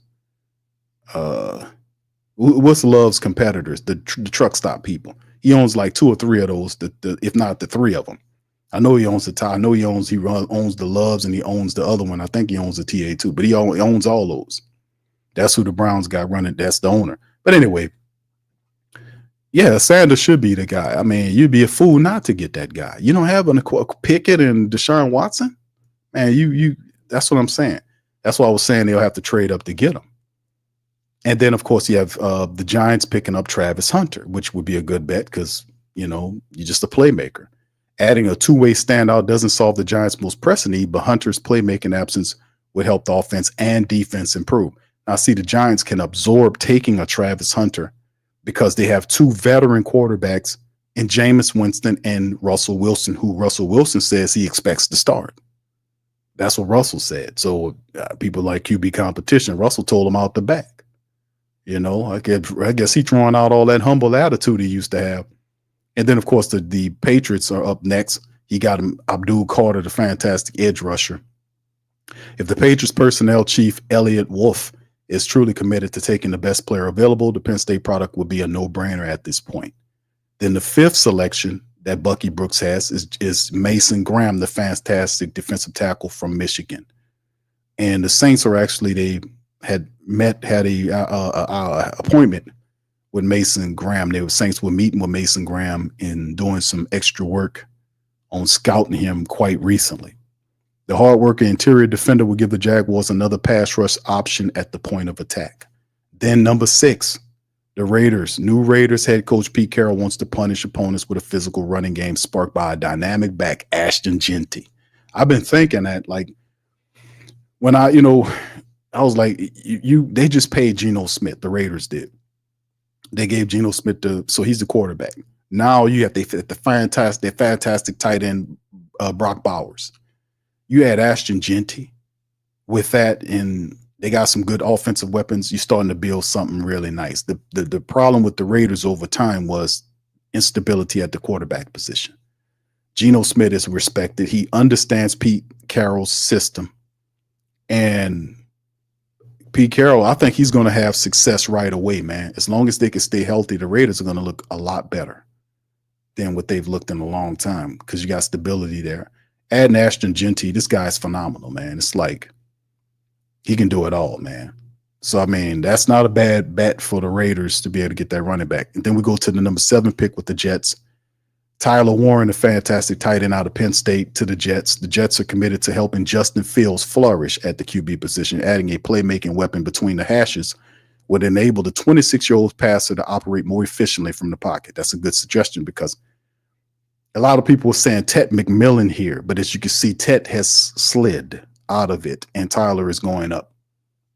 To give Justin Fields a tight end, a safety blanket like Tyler Warren would be a smart move for the Jets. Carolina Panthers, of course, will add Jelani Walker, according to Bucky Brooks, the edge rusher from Georgia. Adding more speed and athleticism to the defense can help the Panthers close the gap in the NFC South. I'm thinking about giving them some help offensively speaking. They spent a lot of money on the offensive line last year. Now they kind of focusing on retooling the defense, getting pressure on the quarterbacks. Walker could play. And then, of course, you see the Saints at 9. Bucky Brooks has them taking Will Campbell from LSU. That's pretty cool. I don't know. What's the highest LSU player ever drafted by the New Orleans Saints? Could y'all put that in the chat? Does anybody know that? Because to my great Saint think tank and Who Dat Nation, my fantastic LSU football family, my historians over there, could you guys put in the chat what was the highest player the Saints ever drafted out of LSU? Could y'all put that in the chat? Let me know. All right, Will Campbell, LSU offensive lineman, junior. Kellen Moore's desire to fix the Saints offense might make upgrading the offensive line a top priority. Campbell could play inside or outside on a unit that needs to keep Derek Carr upright in the pocket. This is very true. And that's what I was saying. Bucky Brooks hit the nail on the head.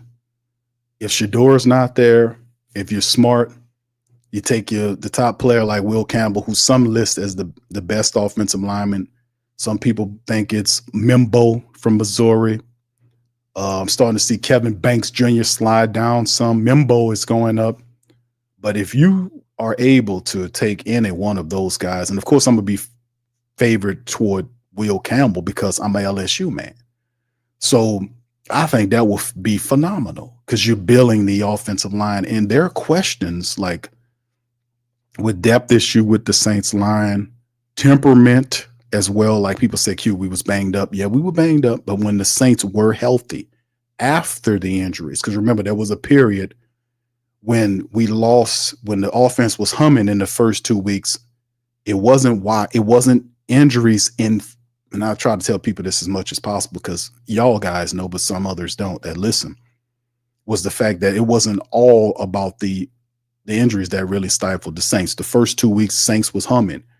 And I told her, I said, fam, the reason why that changed and you never seen that the same for the rest of the year anyway close to it is because the NFL put the Saints offense under a microscope, broke them down, and dissected them, and the Saints could not they couldn't get back up to that level again. Because even when you did get all of your guys back, remember you got all of them back healthy several weeks later, and they played together about 4 games. I think it was 3 or 4 games where the offensive linemen came, where they were back healthy again and working together, and it looked like trash. Because the temperament of the Saints offensive line is questionable. They don't play with a fiery temperament. They too laid back. They were going through the motions. And you cannot have that type of temperament if you're going to be running the football. You got to have some upsetness. You got to be upset. They playing like a bunch of glitzy millionaires out there. You know, even though you're getting it handed to you, that's all right. I still get paid at the end of the game. That's how they were playing. You got Lucas Patrick running around here. He's a trash backup. You have Cesar Salad Ruiz, who my estimation is Cesar Ruiz should be the best offensive lineman on the Saints team currently. He should be. He had all those reps. He's not developing. He's not even close to that.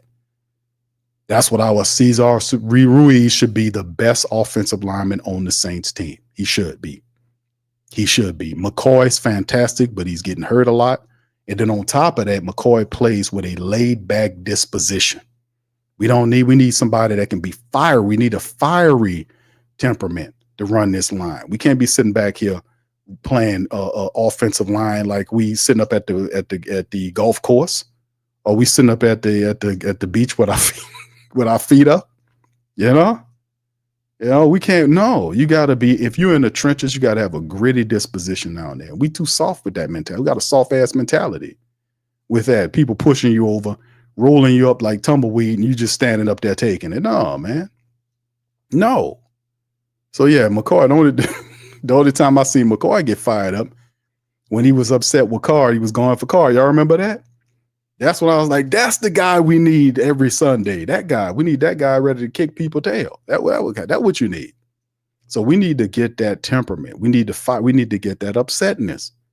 We need to play with that type of attitude every damn week from an offensive line standpoint and defensive line. That's what we really need. But I do appreciate Bucky throwing this out here about getting Will Campbell, because we definitely need that, because there are definitely, when you look at Trevor Penning's coming into his 4th year. He'll be facing the contract decision from the Saints real soon. They're not going to pay that 5th year option, be like $16 million. They're going to decline that. And then offer a cheaper contract, and he can decide on whether or not he's going to come back or not. But the reality is, if you're the Saints, you got to start looking at improving that line. You know, even though we added Dylan Runnels, who's the free agent that came over from the Tennessee Titans, that's only a 1-year prove-it deal. So we still need to address the line in the draft. We still need to add talent there. I'm not truly sold. I do like Will Clapp. I do like some of these other guys they brought back, but come on. We can do a little bit better than that, can't we? We need to really build up that line. All right, let me give y'all another one, man, and one of these other guys here that I like a lot too. And then we'll go. And let me see. Here go. Hold on, Pete. This is Zerline's one, right? This is Charles Davis's selections here.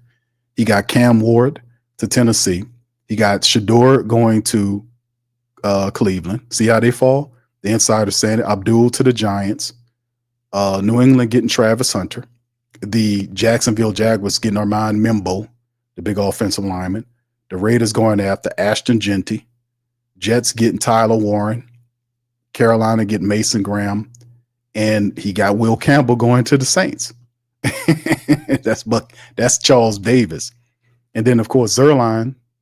There's another good dude here. Lance Zerline writes a bunch of really good articles. He has Cam Ward. Now he has a slide a bit. He does the slide thing here. He goes Cam Ward. The writing appears to be on the wall from the Titans to draft Ward based on the public buzz that's been in the building. This will be their 3rd pick used on a quarterback over the past 4 drafts as they continue to search for the guy, the most important position on the field. That is true. Is the QB position. You can't win without one. Cleveland. I know the Browns need a quarterback, but Andrew Berry is an analytics-driven GM and seems to me much more likely to see Abdul Carter, the pass rusher, as the pick here than one of the quarterbacks beyond Ward. And that's why Andrew Berry need to be in the street. You don't get, even though Carter is good, the need is quarterback. You need a franchise. You pass up Shedeur, but that's something the Browns would do, though. And then, of course, the Giants pass on them, too. They get Travis Hunter. Not matter. It seems like the Giants will get phone calls from the teams looking to move up in this spot, but sitting tight and taking a player who could impact Brian DeBall's team on either side of the ball sides of the ball is the play. New England takes Will Campbell. I'm sure the Patriots would be more happy to trade out of this spot, but this might not be a draft in which teams are trying to move up early on. New England could desperately use help at the left tackle and takes a hard-nosed player whom Mike Vrabel should love. So they got Campbell there. Jaguars take Mason Graham, according to Zerline. Graham doesn't have the freakish size, length, or athleticism, but that others might offer, but he's tough, consistent, and productive, and that's what Jacksonville needs inside. Then, of course, the Raiders on the clock take Jelani Walker, the linebacker, rusher out of Green Bay, Georgia. Ashton Genty is my favorite player in the draft, but the running back class is very deep. It really is. Walker's a hybrid edge linebacker with talent and football character to be a building block for the Raiders' current reset. That's their line now. The Jets take Armand Mimbo, the offensive tackle. Jets must run the ball and protect Justin Fields. They could take a shot with Carter Warren as a starting right tackle, but snagging a talent like Mimbo to plug in on the right side makes more sense relative to the board. Carolina Panthers at 8 match if they take Mikael Williams. Matching the Panthers with the right selection is tough, but if the board breaks this way, they clearly need pass rush help, so I'll stick with Williams, my pick for Carolina in last mock to bolster the D, and of course the black and gold. They take Jahad Campbell, which is a very interesting selection. Best linebacker in the draft to me. Mulling through the Saints options here took some time, but incoming coordinator Brandon Staley is going to need an outside linebacker with top-tier athleticism who can rush the passer and cover his 3-4 defense. Campbell is a lone guy remaining who fits that profile. I absolutely disagree with I like Jahad Campbell's as a player, but a linebacker at that position, at number 9, I don't see that happening, baby. Not a linebacker. I mean, so the Saints going to pass up on Ashton Genty, and look away. Where does he have Shedeur going to? This guy crazy. He got Matt Golden going to Dallas, so that means he got Shedeur and Ted McMillan sliding. I'm just for shits and giggles. Let me see how far they go down to. He got Will Johnson at 15 to the Falcons. This guy is crazy. All right. You got Ted going to Seattle, okay. And Omarion Hampton going to the Browns. Oh, wow. Sean Payton would love that kid. Omarion Hampton going to Sean Payton. Oh, goodness. That was scary. And let's see. And you got Siobhan Revel Jr., the big cornerback, going to Green Bay. And then Shedeur. Okay, the Browns trade back up into, Shedeur to Cleveland. So who did they get early on? Who did they get? So he has them, the Browns taking Abdul Carter from Penn State and then trading back up into the 24th pick. He says projected trade with the Vikings. If the Browns have their eyes on Shedeur, they would be wise to trade from the 33rd overall pick in the first round so they can secure the 5th-year option that would then come with Sanders' rookie contract. It helps the Minnesota Vikings, which currently owns just 4 selections in the draft. They need more picks. So there you go. So they would trade back up to the 24th pick. I don't know how this guy, I don't agree with several of these players. I do like that Omarion Hampton to Denver Broncos. I love that move. Ted McMillan going to Seattle is intriguing too, because there's MVS out there and Cooper Kupp. That could be phenomenal, man. That's intriguing. I give him that. Will Johnson falling all the way down to the middle of the draft. I don't see Matt. I like Matt Golden, the Texas wide receiver. I just don't see him this high. Ashton Genty goes to the Bears. That would be nice, but I don't. Saints will pass up on Shedeur and Ashton Genty for Jahad Campbell, a player they don't need. I'll be at the hell out of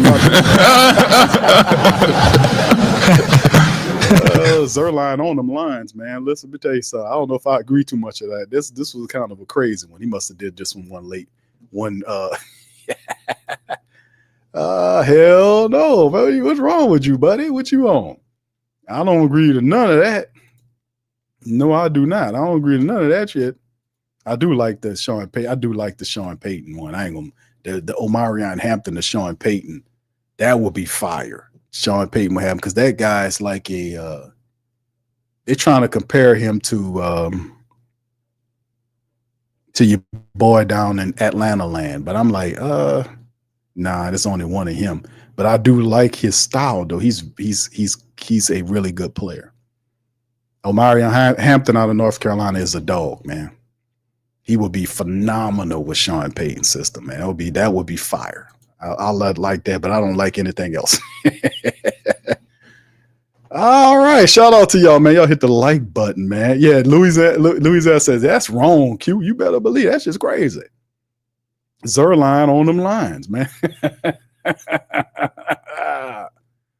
Zerline on them lines, man. What's wrong with him? What the guy crazy? That's crazy talk. Yeah, he got him on there. Okay, this is Maurice Jones-Drew. Let's look at Maurice Jones-Drew's draft. He has Cam Ward to Tennessee. Okay. He has Abdul Carter going to Cleveland. Okay, let's see. Taking a QB here should not be out of the question, especially after owner Jimmy Haslam admitted the franchise major swing and a miss with Deshaun Watson. But you take Abdul Carter, but building around the QB position is important too. Carter, my colleague Daniel Jeremiah, number 1 ranked prospect, has all the tools to thrive, opposite of Myles Garrett, who present will give the rookie plenty of one-on-one. See, that's why the Browns keep losing. If they listen to Morris Jones-Drew, that guy Stefanski gonna get fired and everything, man. I like Abdul Carter, but you don't pass on a franchise quarterback for a guy that's going to be the potential second best defensive end, and you already got one right there. That's a dog. That'll be getting people fired. So anyway, he got the Giants taking Shedeur. Despite signing veteran quarterback Russell Wilson and James Winston, the Giants still need a long-term answer at the quarterback position. Sanders, crisp and accurate pass as the talent, and Moxley become a star in New York. Man, listen, fam. These guys just be doing shit to do it differently. The Browns is not going to pass on Shedeur Sanders, man. Maybe they trade out of this spot further down and take another quarterback. But if you're the Browns, your key need is quarterback. And he's right. He says Haslam said that about his quarterback. And I told y'all before, when the owner of the Browns came out and says that it's, quote, a swing and a miss with Deshaun Watson. And I said, hold on, because I read that quote before I checked to see if Deshaun Watson was still on the team. And I was like, hold on here. Let me look around here. So I started looking. And I said, I don't see no trade of Deshaun Watson going. Guess what? He's still on the team. A swing and a miss, and the guy's the franchise quarterback. He's still on the team. So you got that pencils you in to take a quarterback. You ain't do nothing in free agency. You ain't signed nobody else in free agency. Oh, we're gonna pivot to this guy. You still got money and everything tied up into that guy. You see what I'm saying? You have to take a quarterback here. You got to take a quarterback at 2. You know, and the crazy part about it, taking Sanders here does not. People are not going to say, well, you took Sanders too high. No, that's where he's supposed to go. He's supposed to go 1 or 2 in the draft. Him and Cam Ward. So, I mean, if the Browns do that, they need to just take the helmet and put a doo-doo emoji on the side of the helmet and just be like that. Just be, you know, the crap emoji. That's what the Browns got. They got a brown helmet there. Just keep it brown and just take a doo-doo emoji and plop it right there and put the C inside of the doo-doo emoji, and that'll be your logo. That would be what theirs. So you be that stupid to pass on a quarterback, and your owner sit up there talking about swing and a miss, and the guy's still on the team, the franchise quarterback you gave all that guaranteed money to. It's too late in the game for that. You got to keep what you got.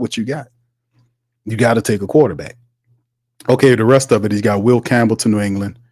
Ted McMillan to the Jags. Head coach Liam Cohen names to replace or replicate what he had in Tampa with a pair of talented receivers. At the center of the offense, joining second-year pro Brian Thomas Jr. Oh, wow. McMillan is a big wide receiver, 6'4", 219, with ball skills and physicality to make contact. Oh, my goodness. I just got a view of that. Did y'all catch that, man? Brian Thomas and Ted McMillan on the same. Oh, wow. I know Ted McMillan says he doesn't like watch football tape by itself. You know, but wow, Brian Thomas and Ted McMillan are your wide receivers. Wow. Even though they, you know, that would be wow.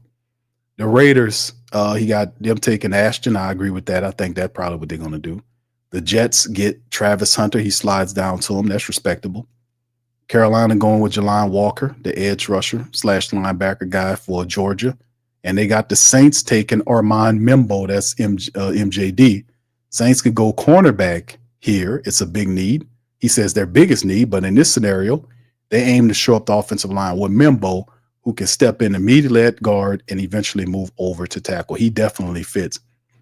You plug him in at the left guard position right away. Nasty offensive lineman. Mauls people out. You'll have him and, boy, wow. You talk about a future line. You'll have, oh, man. You'll have Tali Fuaga at left tackle and Armand Mimbo at left guard. On the left side, McCoy, Cesar Sally Ruiz, and right tackle's Penning. Man, that left side, oh, my goodness. That left side, fam.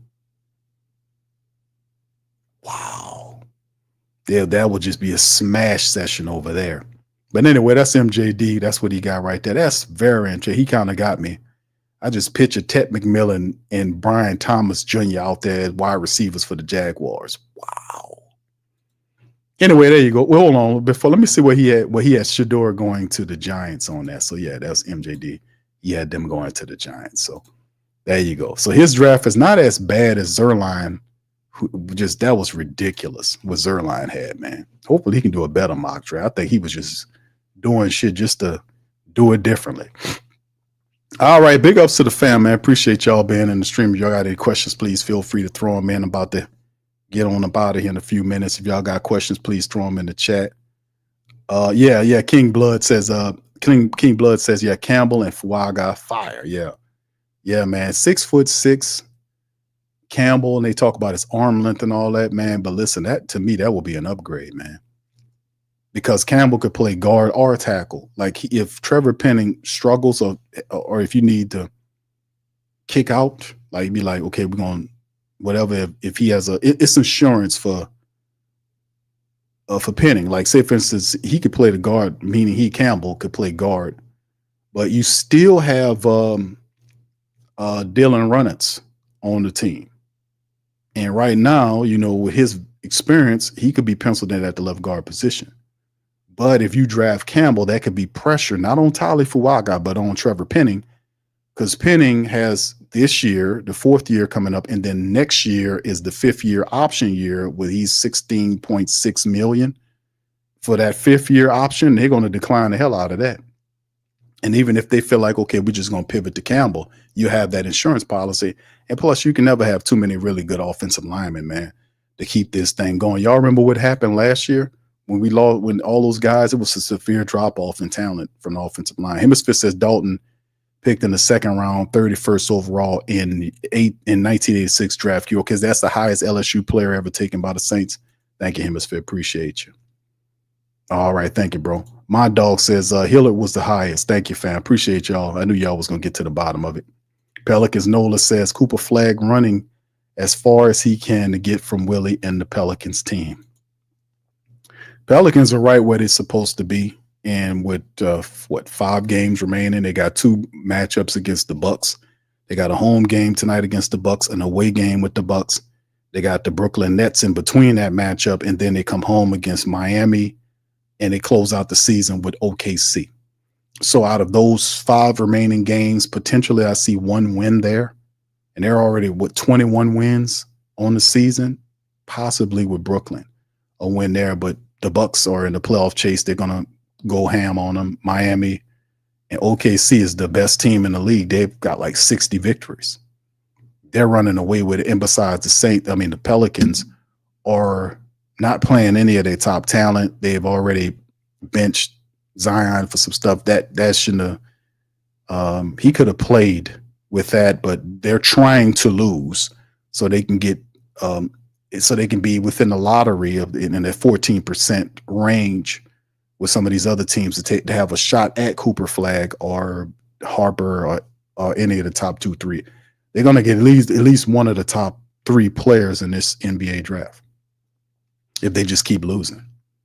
The problem is the losing helps you get a player, but at some point you can't logistically or logically rather come back, and logistically too, because it don't make sense how you're moving the people around, but then pivot and look at the supporter base and say, hey, listen, we got this guy and we got Willie Green here. No, you got to get rid of Willie Green.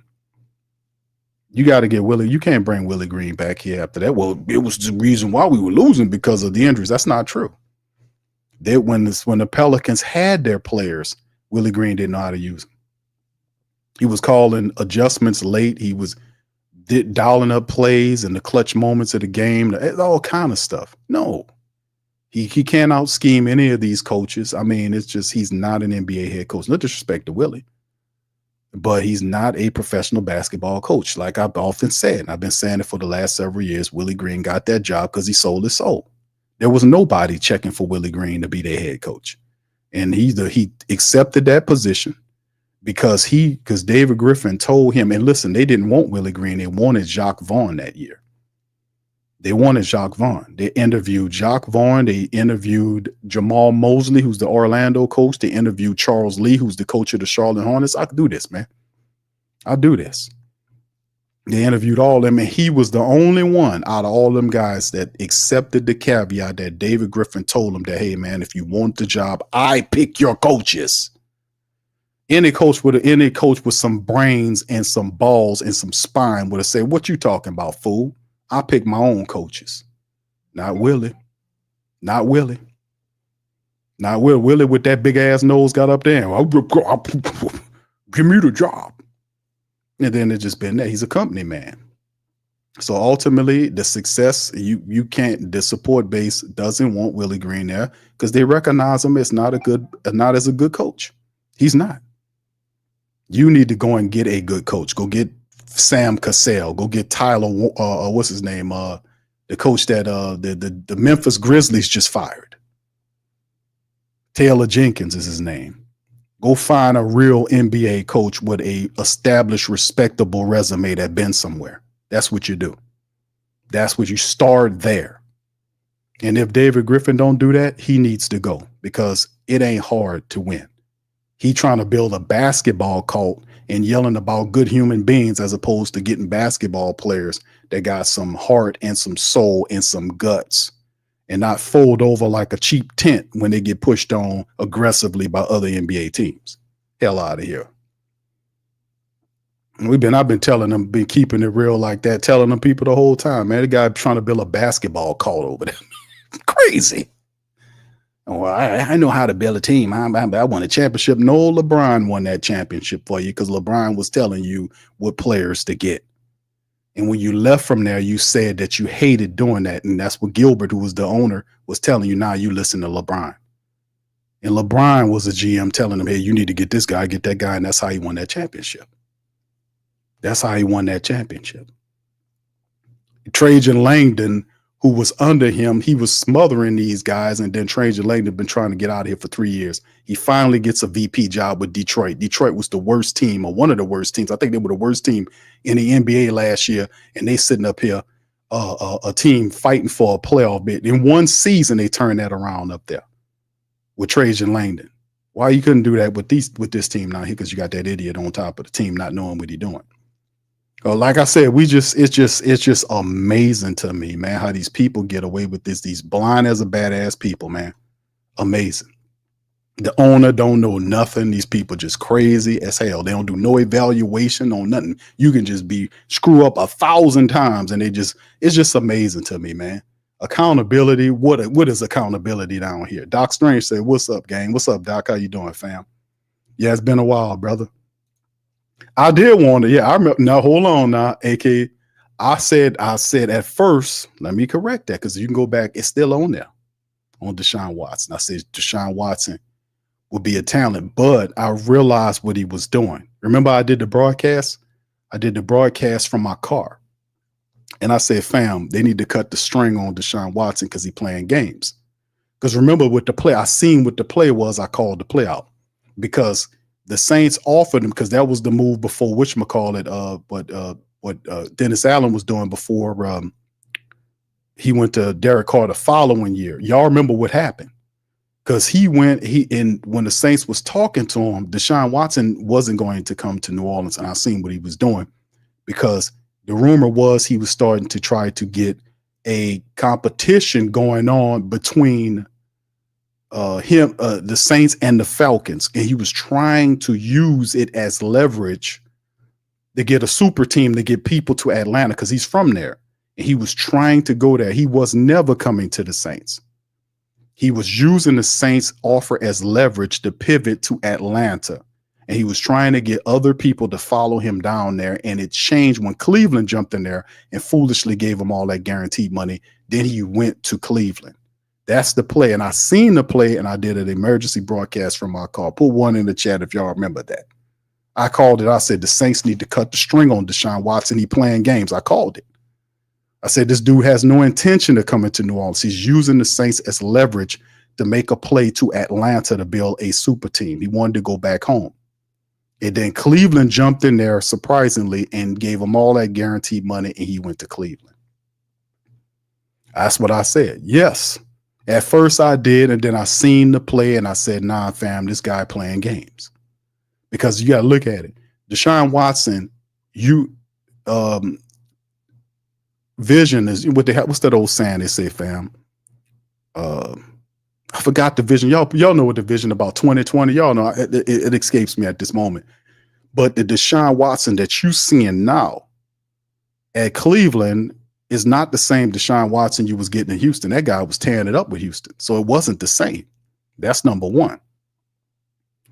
He had the shadow of the massage gate thing luring over his head. Remember that? The Tony Busby thing, all that was going on.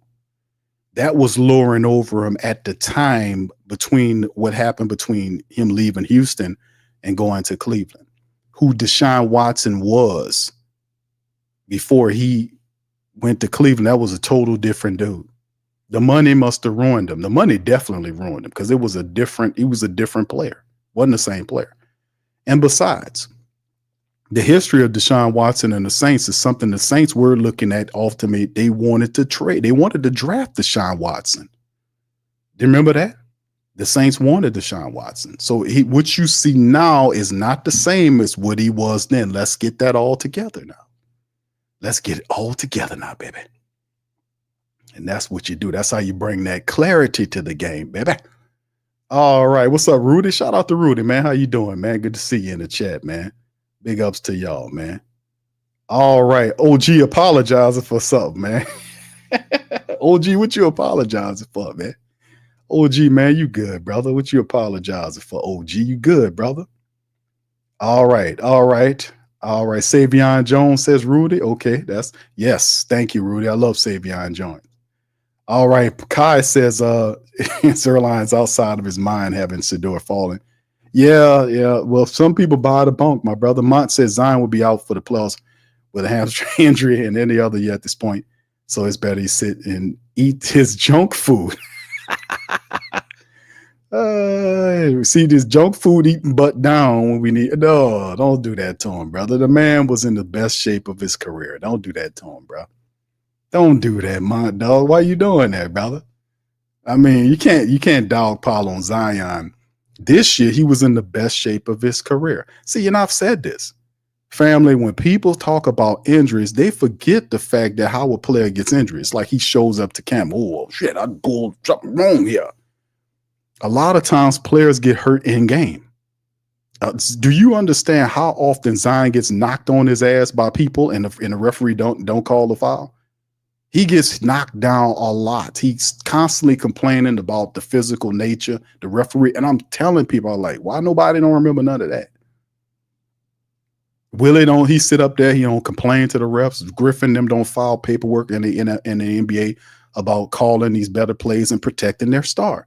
If I'm Zion's coach, I'm complaining all the time. Every game, them referees gonna hit me. They're gonna have to respect me. If I get thrown out of the game or or fined for complaining about the officiating of my star player, then I'm just gonna have to lose the money. Guess what's gonna happen? They're gonna pay that money. Guess who they are? Zion and all them players. They will pay that fine for you if you stepping up for them, because that's for his benefit. Because he can't do it. Somebody got to take the weight. Somebody got to take the weight. We ain't gonna stand. You ain't gonna stand for nobody that's not gonna stand for you. Who does that? Who gonna do that? And Willie Green famously said, "I want to keep my money in my pocket." Well, you get to keep that as you watch the games like I do. Hopefully, they get your ass up out of here. Whoa, who that died? It says, Q, you know what I feel about Willie. Yeah, Willie Green got to go, man. I know we talking Saints, bro, but these are the same crazy people running the team. Hennessy, what's up, Hennessy? Said, I would love for the Saints to move back a few spots, if possible, in the first round and pick some draft capital. I guess, bro, if your top players are not there, I guess it wouldn't hurt to move back, right? But who would you be moving back for? What would you just be doing it for extra picks? Saints got a ton of draft capital. What would you be wanting to do? Because the thing is, at 9, bro, you are in position to get a top player. You're in a position to get the top safety. A lot of those mock drafts, the top safety was still available. The top cornerback is available. The top linebacker, even though you don't want to go linebacker, is available. Top offensive linemen are there. The top offensive guard is there, not named Mimbo. It'd probably be Kevin Banks Jr. Perhaps Campbell. You're going to get a shot at a top wide receiver there. If Ted McMillan, if you don't like Ted or whatever. The top tight end, if it's not Tyler Jenkins there, you're going to have another really good tight end or player. You're going to get a really good player at 9. So why would you want to move back? Is my point. The only way I would consider moving back is if some of the players that I see on my draft board are not, that I don't see as that high, then I would trade back. Or if I needed more draft assets because I didn't have enough picks, then I would consider moving back to accrue more talent in terms of assets, picks. But the Saints sitting on a bunch of draft picks. So at 9, it's not like they ain't going to find somebody there that's going to help them in some capacity, right? They'll find somebody, whether it's a safety or corner. You need help at the cornerback position. Your boy from Michigan, Will would be there. Jahdae Barron, the fantastic cornerback from Texas. Man, it just depends, bro, on what you want to do. But I get what you're saying, man. It's an option, right? It's an option. All right. Anyway, any questions? What's up, Scoob? Shout out to my brother Scoob, man. Yeah, right. Hindsight is 2020. But see, that's what I'm saying. Remember with the Deshaun Watson thing, because I don't delete none of this. I've been doing this for over a decade, so these shows are still here. But I do, when I was talking about Deshaun Watson, it was in respect to a franchise quarterback. And remember who Deshaun Watson was when he was with Houston and what he is today is two different people altogether. He was playing. He was putting up big numbers for the Texans, right? He was winning there. The system was right. He got all that money and he went up there with Stefanski's system. He can't stay healthy. He had all that scandal attached to him. And it didn't work. But realistically and truthfully, when I seen what he was doing, he had no what's the word I'm looking for? He had no intention, perfect word, of signing with this or signing with the Saints. He had no intention. All he was doing was using the Saints deal as leverage to go to the Falcons, because remember the Falcons got rid of your boy. Didn't they get your boy out of there, the quarterback they had? Anticipation of landing Deshaun Watson. And Deshaun Watson played the Falcons because he pivoted and took the guaranteed money from Cleveland, which was a disaster. He got broke off, but it destroyed his reputation, But he was wanting to go to Atlanta. He had no intention to come into New Orleans. And I seen that, and I was like, let's pull the plug on this. Let's stop this right now. This dude playing games. All right, yeah, we let him know. Yeah. All right, English. My dog says Q. I didn't call him fat because he's not fat, but he still eats junk food. How is he eating junk food, bro? You seen him smash down some burgers or so? I mean, John, as far as what he was saying, and look how he looks. They can't talk that shit about Zion this year like last year before. I get you that, because he was telling that on Gilbert Arenas' show. We played that on the show. But Zion Williamson ain't the same Zion Williamson. And the reason why they shut him down was because they're trying to lose. They didn't just shut Zion. They shut Zion and CJ McCollum down at the same time, but not one person said anything about McCollum. When they shut both of those guys down, that's 20 plus points between the bus, 40 points combined right there that you take off the table when you shut them guys down. And in indications was he could have still played, but it made no sense being that the Pelicans obviously are trying to lose to get better position for the draft, right? So I see him in the best shape of his professional basketball career. So, yeah, from years past, that narrative was the same. I think it's different this year. English says, Q, what are your options beyond AK as a contributing running back? Draft-wise, bro, there are quite a few options in the draft that we could pivot to. I mean, this might be a good year to to take on that. Maybe not in the first round unless Ashton Genty falls to you at that position, but I severely doubt that. But there's a lot like, if you're the Saints, right? Alvin Kamara turns 30 this year, right? He turns 30 years old, so he's on the side of going down. We're not going down, but he's getting older, right? So as a Saints, you want to kind of pivot and do something else. Well, the Saints drafted Kendre Miller from TCU. Kendre Miller is still a question mark. He has phenomenal talent, but his availability is not there. He cannot be counted on.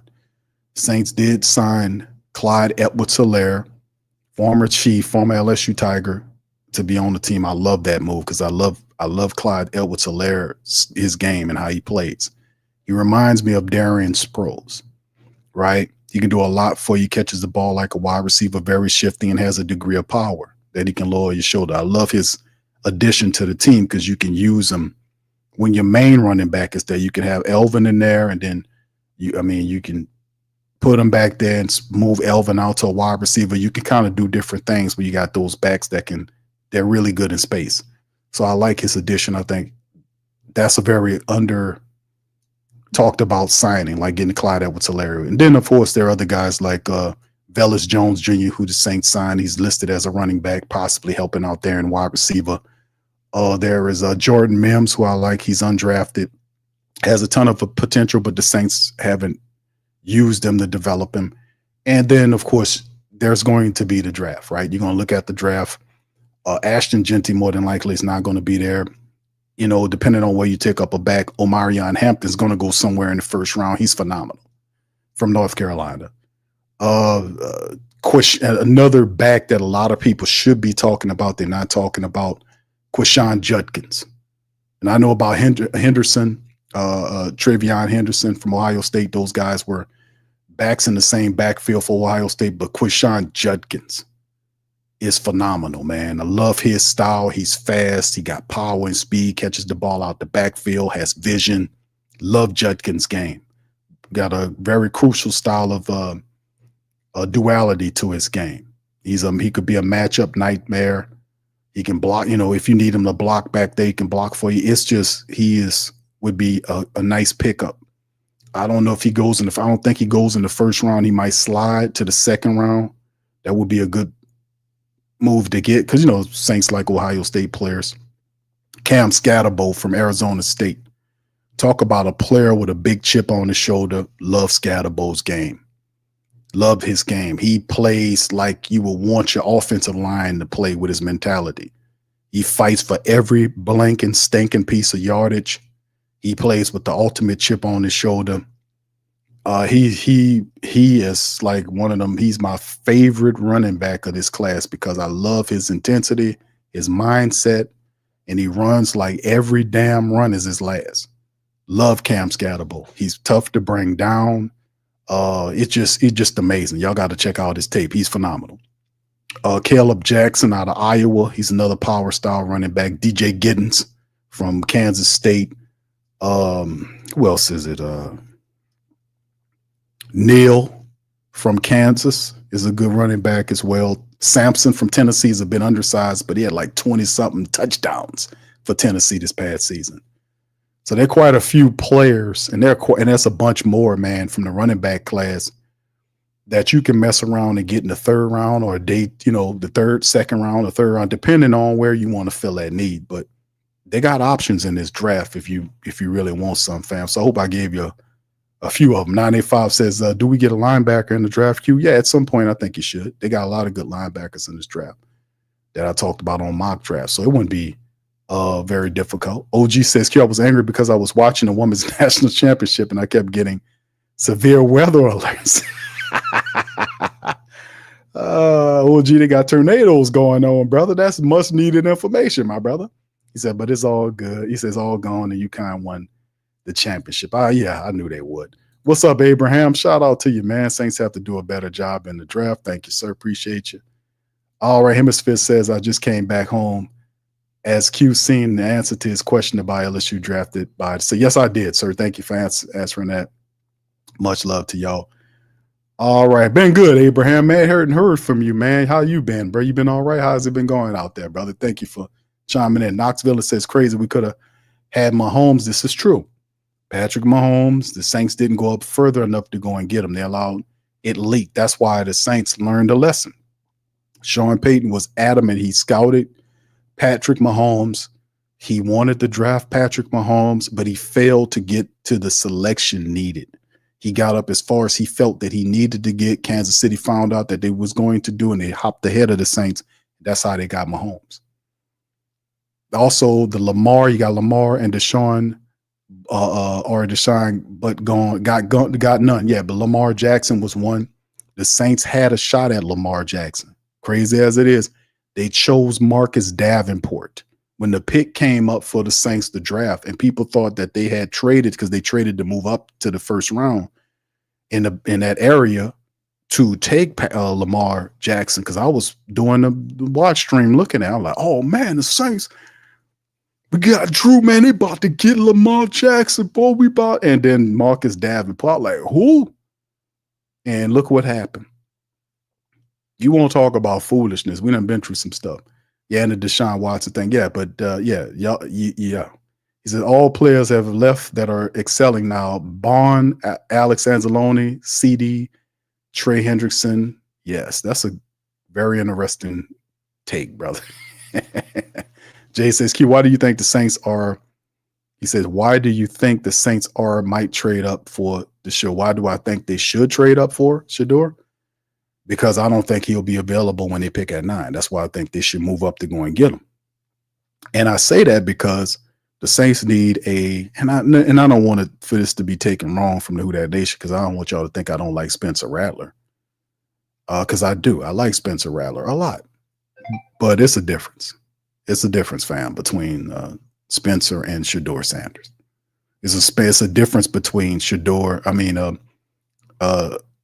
Rattler and Cam Ward. It's a difference, isn't it? It's levels to this stuff. These guys are franchise quarterbacks. I know eventually if you put a little bit more into Spencer, he'll become that. Because I don't think he's like radically that far off. You just need to invest in him, invest time and effort into making him that, because he got the potential. But when you talk about guys like that played as much as Cam and Shedeur did, I mean, these guys are groomed franchise quarterbacks coming into this thing right off the bat. 10-year guys, running your team into the future. So that's why I would figure like you got to have that, because you got Derek Carr is not a good option for you, because Derek Carr doesn't want to be here. He really doesn't. And Kellen Moore wants his own quarterback. So at some point, if you want a franchise style quarterback, and then again, like I said, Jackson Dart is a factor as well, because I know a lot of people saying Q Jackson Dart is also somebody, and I don't kick against that. I've said that during these shows, but I also feel like if you have a chance, like and perfectly stated, like we was talking just a moment ago about players like Patrick Mahomes, Lamar Jackson, Deshaun Watson, Houston's version of these guys, of that guy, and quarterbacks, like they had a chance, and they had Saints being that, what I'm talking about is had an opportunity to get those guys and they failed. Does that bleed into the mentality of the team? Like, man, we done screwed around, and these guys here, well, 2 of those guys were stellar quarterbacks in the league. You know, Lamar Jackson taking his team to the AFC championship games. My homeboys is taking them to Super Bowls and winning them. You know, when do we say we pivot and stop the bridge quarterback game and go and get a franchise guy and not hope that he falls to us. Is my philosophy on that. At some point, we got to do that. AKZ says Zion at Chipotle. Okay. All right. All right. I don't know, man. I just think it. What's up, brother Hakeem? Shout out to my brother, man. Brother Hakeem. Big ups to you, my dog. How you doing out there, man? All right. He says Clyde has the skill set to definitely help out this offense. He can run, pass, protect, and catch it out of the backfield. I think he hasn't been respected enough for what he can do and bring to the team. Exactly. Shout out to my dog, brother Hakeem. Good to hear from you, my brother. I hope everything doing good with you out there, man. Much love to you, my friend. He says Deion Sanders from Tennessee, Baton Rouge native, will help the team out this year. Indeed, the guy had like 20-something rushing touchdowns for Tennessee. Tennessee put together a hell of a squad, to be honest with you. The Volunteers did. Thank you, brother Hakeem. Shout out to you, bro. Mad Drummer says, in all truthfully, who do you think will be our pick, Hugh? Bro, he said, who do you want? Who do you think? Man, that is, to me, I would still go with an offensive lineman. I think that is still a need position for the Saints. I often say this, like I say, if Shedeur, I'm an inside out guy. I'm gonna go with the offensive line because I don't think the Saints have a shot at Shedeur unless they put capital together to go up to the top 2 spots to find them. Because I don't believe Cleveland at all. I think Cleveland takes Shedeur Sanders. I don't think that they're not stupid enough to go get Abdul Carter or anybody else, Travis Hunter or anybody else, unless they then get aggressive and come back around and try to trade up, that's just too complicated for them to do. Not being disrespectful to the thing. It's just at some point you got to just do the right thing. You need a quarterback. That's very clear. Just take the guy. So I don't think, despite all the rhetoric, I don't think Shedeur goes past number 2. I think Cleveland needs him and they take him at 2. If not, the Titans taking him at 1. Either 1 or 2 is where he goes. If that scenario plays out, which I believe it will, then I would take an offensive lineman at that 9 spot, which would probably be Will Campbell, or if probably Mimbo's going. If Mimbo's there, because they're projecting Mimbo to go first above everybody else. If he's they're on the board, I would take one of those guys, probably Will Campbell to me, because we need help on the offensive line. Really, we do. We need to build up that offensive line, and we really need to protect the quarterback, whoever it's going to be, and run the football. We need to retool our offensive lineman badly, family. The offensive line is a problem. It's not as good as we think. The backups are not as good as we think. We need help there. We really do. Protection as well as running the football. We need some more dominating people there. So I would probably go with that and probably be Campbell. So at 9, I would probably take a strong offensive lineman there, retool my offensive line up, whether it's Mimbo or Campbell. And then with the second pick, I'll pivot around to it and see if I can land in Kellen Moore, probably look for his quarterback, and more than likely, if it's not Jackson Dart in the second round, a lot of people think he'll be at the top of the second round. If it's not Jackson Dart, then we'll go from there. But, like I said, some of these franchise quarterbacks, if you're number 9, you got to go and get them, man. And they're going to work for you. All right. Shout out to you guys, man. All right. Big ups to y'all, man. All right. Let me see. English says, Q, is this the most critical draft to make his continued position with the team he's faced? I don't know if it's critical draft. I think Mickey Loomis has security because there's no accountability. Mickey Loomis is not being pressured by anybody except for the support base. There's nobody putting pressure on Mickey Loomis to do anything except for us. We put pressure on Gail Benson to fire Dennis Allen. Had we not done that collectively, Dennis Allen would still be sitting on top of this team and Mickey Loomis would be smiling ear to ear. He doesn't care. That's the problem. With any degree of control, there should be accountability. There should be a oversight over the guy. The oversight man is supposed to be the president, which is Dennis Lauscher, who don't know anything about football on the field. So how is he given responsibilities to check Mickey Loomis when he himself doesn't know anything about that? You can't hire a guy that doesn't know anything about the guy that is up under him, how is he supposed to hold him to accountability? How is he supposed to check him? So there's no pressure. That's how Mickey can be as smug and disrespectful to the support base and elite and fake elitist as he can to you, because Gail's not coming down chastising him for some of the stuff that he says and does. Dennis Lausch is a moron. He doesn't know anything. So, I mean, he's on the hospital board of Oshner's 47-something hospitals. He's on their board of directors. When has he got time to talk about football and check what the Saints are doing? He just sits there and smile while the team is 5-12. There is no account. That's what I'm saying. It's the same thing with the Pelicans.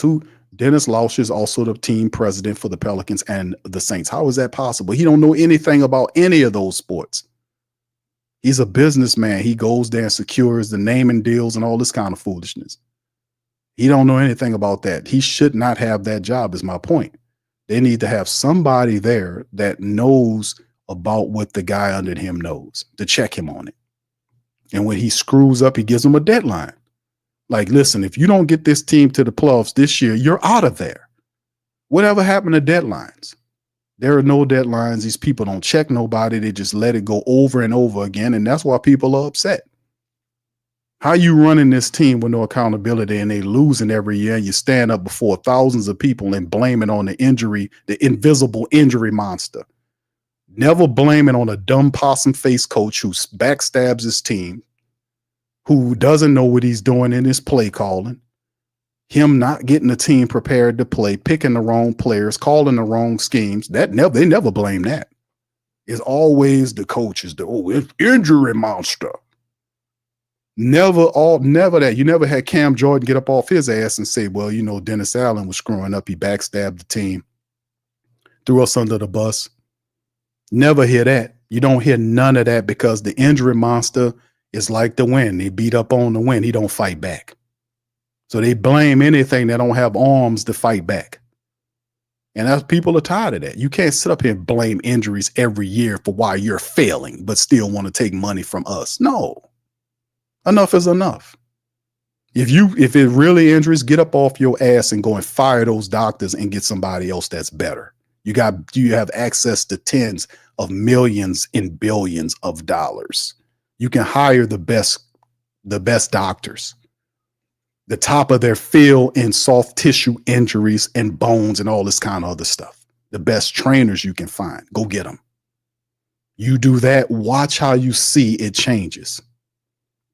See, it's the answer for everything. I ain't gonna let you stand up here in front of us and blame shit all the time. Oh, hold on now. God damn it, Q. Hold on. I've been listening to you for the last 2 hours. Hold on. Yeah, you were saying you were doing good. I'm doing. Hold on until you mention my name. Hold on. The injuries was the reason why. Hold on. No damn injuries. Get your ass out of here, man. Tired of that foolishness. And they do the same thing on the Pelican side of thing. Oh, it was the injuries, Q. That's why we couldn't do it. So you mean to tell me when he had his players, they were still losing? They couldn't consistently put games together. When they had it, that's the thing. People don't believe these people. It's not injuries why they're failing all the time. That's why you got a depth chart with backups. If you're failing because your backups are not good enough, guess whose problem and fault that is? It's not my goddamn fault.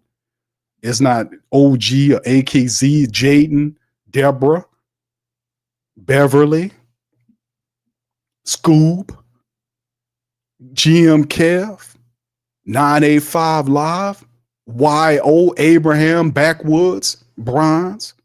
It ain't none of their faults why you failing every year, standing up there for the last several years talking about injuries is why you failed. Man, get out of here with that, man. And you got access to millions of dollars and you don't upgrade your health staff and injuries is the fault. That's what I'm saying, man. That's a lie. If you really believe that, you would spend that money and retool that medical staff and get the best doctors in the world to help you win if you was serious. And that's the God's honest truth. That's that real deal right there, baby. You heard me? All right. So anyway, Hemisphere says if Shedeur isn't there at 9, I think we would go QB in the second round. Indeed, bro, I can get that. I mean, there are quite a few QBs in the second round that you can pick to that the Saints did look at. It's even though we look at Shedeur Sanders, that was the one I would prefer because I want a franchise quarterback that galvanizes the team. We need a true leader. And like I said, once again, no disrespect to Spencer Rattler, because I like Spencer a lot. But I think it's levels to this. And Shedeur Sanders, if you go and get him, that will definitely unify the support base and turn this into something special, because you have the talent. It would then galvanize, and then you will build your team around your cornerstone quarterback. But if he's not there, and he more than likely probably not, if you don't go get him, then there is Jackson Dart, who will be probably available. I think some people think he'll go in the second round somewhere, but he's not available there in the second round. There is other quarterbacks the Saints looked at, perhaps Quinn Ewers, Kyle McCord. You know, some people believe Tyler Shue, even though, I mean, he got good tape, but it was 1 year of really good play from Tyler Shue out of Louisville. He did all right. Will Howard's also a quarterback that a lot of people are not looking at. He did a really good job for Ohio State. He could be somebody later on. People don't like Jalen Milrose. He'll probably be a guy later on. I think he'll probably end up going in the 3rd or 4th round because of his athletic ability. If you got a guy that can teach him how to pass the ball effectively, you could have something special there.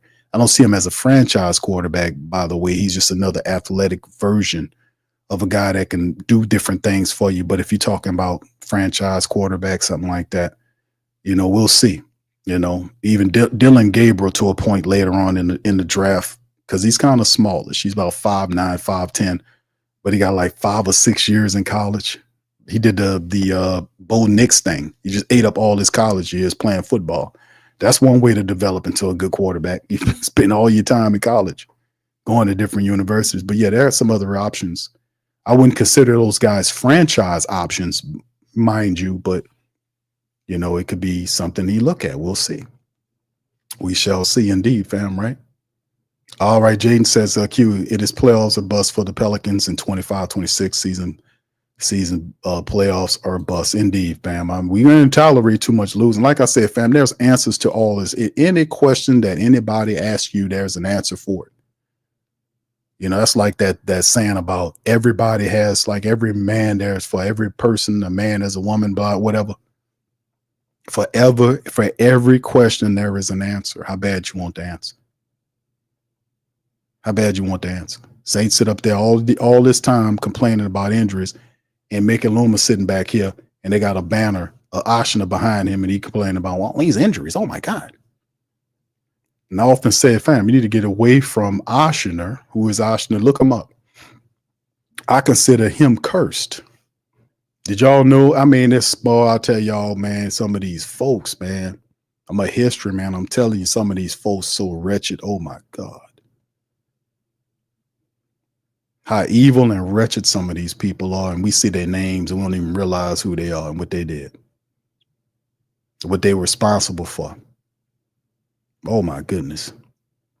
But I thank the Lord, man, that the veil is being ripped away. So people starting to realize what's been buried right in front of them.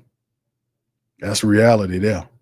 All right. Thank you. He says Q was blaming injuries more than right. Mike, he says MG or DG. Who is it? Who's blaming it? I would have to say between David Griffin and Mickey Loomis, I would have to say they both do a good job each by blaming injuries. They'll have a meeting and says, well, listen, hold on now, David. Hey, hold on now. I want you to, this is what we're going to do. We're going to blame injuries. And I want you to do the same thing with the Pelicans, okay? Hold on now. And David Griffin say, oh, yeah, Mickey, that's what I was going to do. I was going to blame injuries too. You know, we're going to blame injuries and they'll go for it, right? Yeah. Thing is, you can get Cooper Flagg. You can get Harper for the Pelicans. And the reality is nothing would change unless you get leadership at the important position of head coach. Same thing over and over again. None of these teams have any identity. Saints don't have any identity. Pelicans don't have an identity. You cannot win in team-based sport without an identity, a positive one. What do we do really well? What do we believe in? And what will we do every Sunday or whenever we play? What will we dial into and work behind to win a game every day, whenever we play? That wasn't the Saints. Could somebody tell me what the Saints, Brother Hakeem and all my intelligent folk out there, could y'all tell me what the philosophy, what was the ID of the Saints over the last 3 years? Could anybody tell me what was the successful identity of the Pelicans over the last 3 years? What was the identity? When the team won 40-something games last year is because of talent. They could not stop Zion Williamson, and these guys got hot, and they blew teams away. That's talent. But when you need the coach, when games are close and you have to dial up something, they were like 0-27 when he had to do that. That showed you that was glaring coaching. The guy hadn't got any better. You give him an opportunity. It's been 4 years. I have not seen improvement from Willie Green. The possum got fired. We got Kellen Moore here. I expect better outcome for him. But Kellen Moore, some advice for you, man. Establish an identity right away with this team. Establish your identity. If you're a ground and pound running attack, establish that. Beef up your offensive line and go to work, baby. Go to work. Beef up the line. That's what I would do. That's what I would do. I would beef up the line. We need to run the football, fam. We would have to run the ball. All right. Brother Hakeem says Will Johnson, round 1. Okay. He says it's round 1. Mason Taylor. Okay. Emery. Okay. I see what you're doing, Brother Hakeem. Brother Hakeem got the LSU guys in there. Okay. And he says that the third is 44th from Ohio State, the defensive end. Okay. I got you, brother. Thank you for that. T. Roy says, what do you think is a good season for? He said, what do you think is a good season for the Saints this year? A good season? You mean like in terms of wins and losses? Well, we won 5 games last year, bro. So anything better than that, I guess, would be positive, right? I don't know, bro. I hadn't really thought about that, brother T. Roy. I really haven't thought about that. I haven't seen enough from the Saints to start talking about how many wins they're gonna get. I just hadn't seen enough. It's a lot of questions, more questions than intriguing questions, to be honest with you. I do respect the fact that the Saints, I do respect the fact that the Saints, the intriguing aspect of the 3-4 shift. You'll have Granderson and Chase Young playing linebacker. They also have Isaiah Foskey going to be playing linebacker too, outside. That is, according to the unofficial depth chart. We'll see how that maintains, but I could just see, I don't know. There's so many questions of how that's going to look, how is that going to play? I do like Justin Reed. I think the Saints still could use some help in the cornerback room. I still think they could use some help on the defensive line. I'm not set with the defensive line, depending on how it looks. I think Cam shouldn't be starting for you at this late development. He should be a bench player. So I wouldn't be upset if the Saints went defensive end early either, because you'll have 2 really good ones available. If Abdul Carter's not going to be there, obviously, but Williams from Georgia and Pierce from Tennessee. Oh my God. Pierce would be perfect for the Saints. So I wouldn't be mad. They go defensive end with Pierce at 9. Some people say that would be too high for him. They anticipate him being somewhere around the middle of the first round. The hell with that. Anytime you can tool up your offensive line, your defensive line, because remember the pressure, you got to get pressure to the quarterback. If you're trying to mimic some of the stuff that he's seen last year with Philly, you got to keep pressure on the quarterback to force them into mistakes, turnovers for your team, and that's just another thing, the way to look at it. But I don't know, bro. I haven't seen enough to start telling you how many wins they're going to get, bro. I need a little bit more time on that. Perhaps after the draft, maybe we'll be looking at that. What's up, Demi? Shout out to my girl, Demi. She says, Q, you were doing good until you mentioned my name. He says, keep my name out of your mouth, then I'll like you. I don't know if Demi being serious or not. Much love, Demi. I can't give you a shout out. Is that what's going on? All right. I don't know what that was. Mad Drum says, Q, why don't you think Ashanti haven't been Ashanti? I don't know. I don't know why he hadn't been picked up, fam. I don't know what's going on with that. I don't get that. Wyo says, yeah, Willie Green, aka brother, but he's not my brother. Yeah, Willie Green, not my brother. Yeah. Lord. Yeah, Desi. Yeah, like what's going on with folks? All right. We gotta pray for people up in here. We gotta get some hell out some people up in here. All right. He says, all right, what's up, Randy? What's happening, bro? How you doing, man? If Shedeur is there at 9, you would be stupid to not grab him. Some of these people don't know what the hell they're talking about. Yes, indeed. Yeah, you got to look at it. You got to look at it, man. You know, that's what I'm saying about Shedeur Sanders, a franchise quarterback. Top 2 picks, your top 2, top 3 pick quarterback. If you have an opportunity to grab that guy, you got to go and get him. You got to get him. There's no ifs, ands, and buts about that. You got to go get him, baby. Because you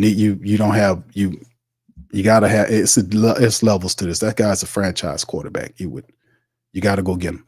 Like I said, and this is a lot of it's like we think about like I said in the past, you got quarterbacks that the misses, like the Patrick Mahomes thing I talked about, the Lamar Jackson thing I talked about. It's so much stuff that the Saints missed on quarterback wise that factors into, hey man, if you have a chance to get the pick that gets the guy, go and get him. You know, because the Saints still will have some draft capital. They will still have some stuff left to do. But like I said, man, at some point you got to be able to pivot to the future. It's just what it is. You got to pivot to the future. Yeah, but Cartel says Ashante's dad messed up his future with that greatest DB of all time mess. Now, I don't think that's that. I mean, I think his son is a good cornerback, man. I think Ashanti Samuel wants credit. I think he is big chested. He coming out, and the Deion Sanders being the greatest cornerback in the history of the game is something that been talked about. Deion Sanders has been retired for years. When Deion was playing, he was considered the greatest cornerback that ever was. He was playing, still was playing a game that was calling him that. And when he retired, that was a foregone conclusion. People wasn't universally wrong about primetime is the best. The term shutdown corner. Shannon Sharp wasn't wrong about that. You know, I think Deion kind of lit into Ashanti Samuel because he talked about his T-step move, which I don't care, man. I mean, the thing is, there is levels to this, and Deion Sanders deserves where he is in terms of him being the football player that he was and what he did over time.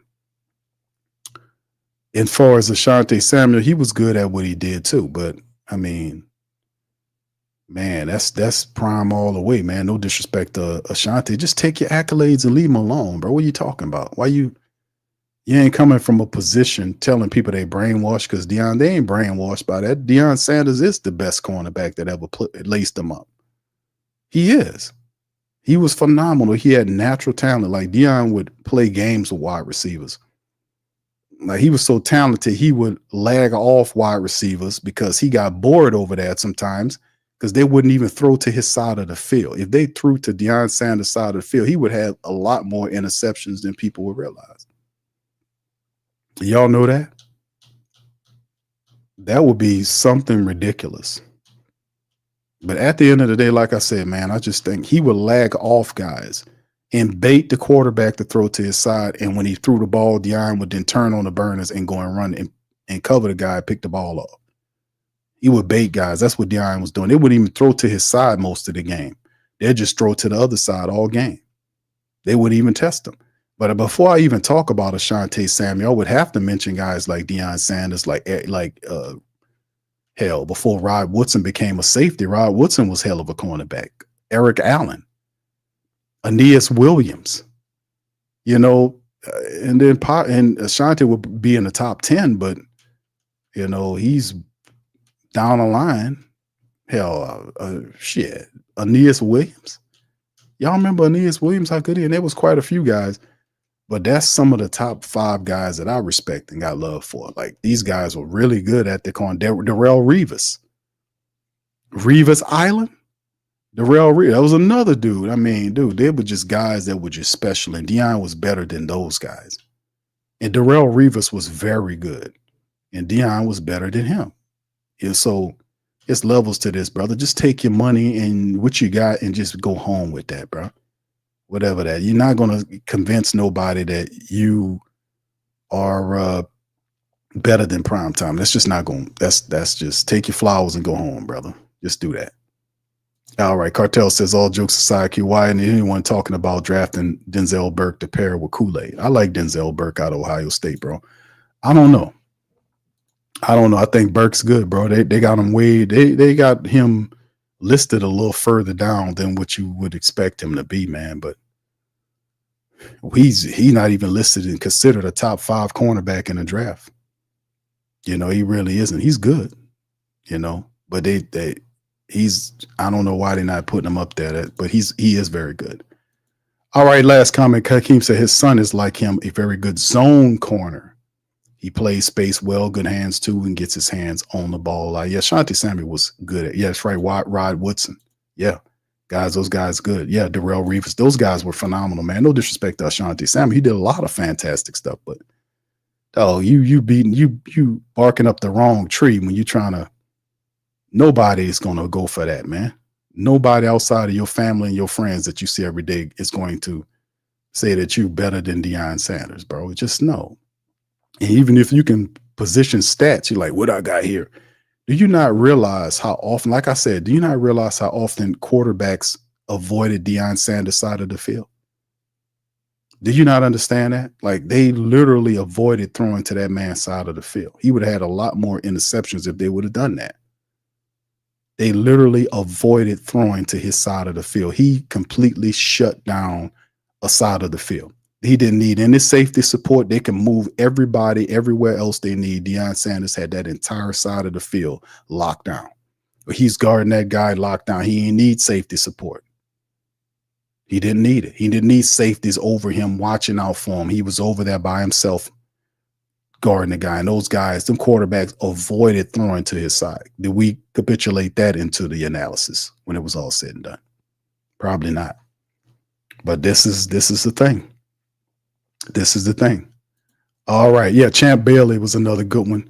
Hakeem said, yes, Rod Woodson was more complete corner than Deion, in my opinion. He could cover, tackle, return. That's one thing you could say about Deion Sanders, brother Hakeem, is that his tackling wasn't that. That's definitely a point. Return punts, and at the end of his career, first team All-Pro. Yeah, he made the transition to safety very well. So yeah, Rod Woodson, I nothing but respect for Rod Woodson. All right, Demi says, no, Q, that's what Loomis was saying, not me.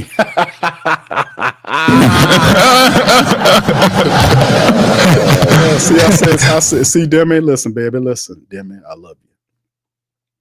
Demi, I said, somebody got some hell in them, baby, and I was right. Guess who it is? Oh, hold on now. Hold on now. All right, Demi, hold on. I'm sorry, lady. I'm sorry. Hold on now. I almost got you. I almost got you messed up. Hold on. But thank you, Demi. Much love to you, babe. Appreciate you. Thank you for clearing that up. Jack says, Deion was crazy good, high stepping on your QB. Yeah. Like I said, man, no disrespect to Ashanti Sam, because I respect greatness, and he was great in his own right. But when it come down to the best cornerback in the game, you won't find too many people that would put him over. And even Brother Hakeem made mention of guys like Rod Woodson, Eric Allen, Aeneas Williams. Even he mentioned Patrick Surtain was a good one. If you put a Champ Bailey was good for a long time. Darrell Green. What about Darrell Green, y'all? Remember Darrell Green? He was a solid one. There was so many fantastic guys that's up there. Do I put Ashanti Samuel ahead of Darrell Green and all those other guys? I have to think about it. I would probably say no. Yeah, I probably would say no. But like I said, just be good. Just be happy where you are, man. Just be happy. You don't have to try to steal any credit from anybody else, man. That's crazy. Jack says maybe Jeff Ireland has that hell in him since he has been the same, some controversy around. Well, Jack, he didn't say any. Jeff Ireland, all he did was sit up there and gave Mickey Loomis accolades and all this kind of stuff. He's a sycophant. So I mean, you got the job. Ain't no need for you to turn into a world-class glazer, if you know what I mean, you know. So, but he did do that during the press conference, and I think at times people need to be called out. You know, you need to call out these guys when they fail. You need to call them out. That's what accountability is. Not sitting up there and enabling failure. I mean, that's not what we want to do. We want to speak against that type of behavior. We want to bring doubt to it. We want to tear it down. Yeah, Wild said he was the fastest. Yeah, Patrick Surtain, Derek Stingley, are those guys now. Surtain, you remember Patrick Surtain originally, his father was pretty damn good. So there are a lot of really good players. And Ashanti Samuel's one of them. He's just not the top guy.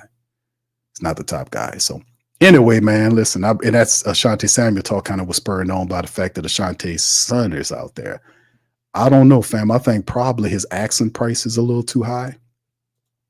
Because usually when a player like that is out there, and I'm like thinking, why is he? What's up with that? Why is he? That's like when fam asked me about what's his name? Hold on, let me see if I can pull the kid up. Yeah, when they asked about the cornerback from the what's his name? Jones, I think his name. No, Jack from the Raiders, right? Well, why why not pick him up? Because the whatchamacallit released him today, and I was like, I was like, I don't know why, but that seems kind of weird.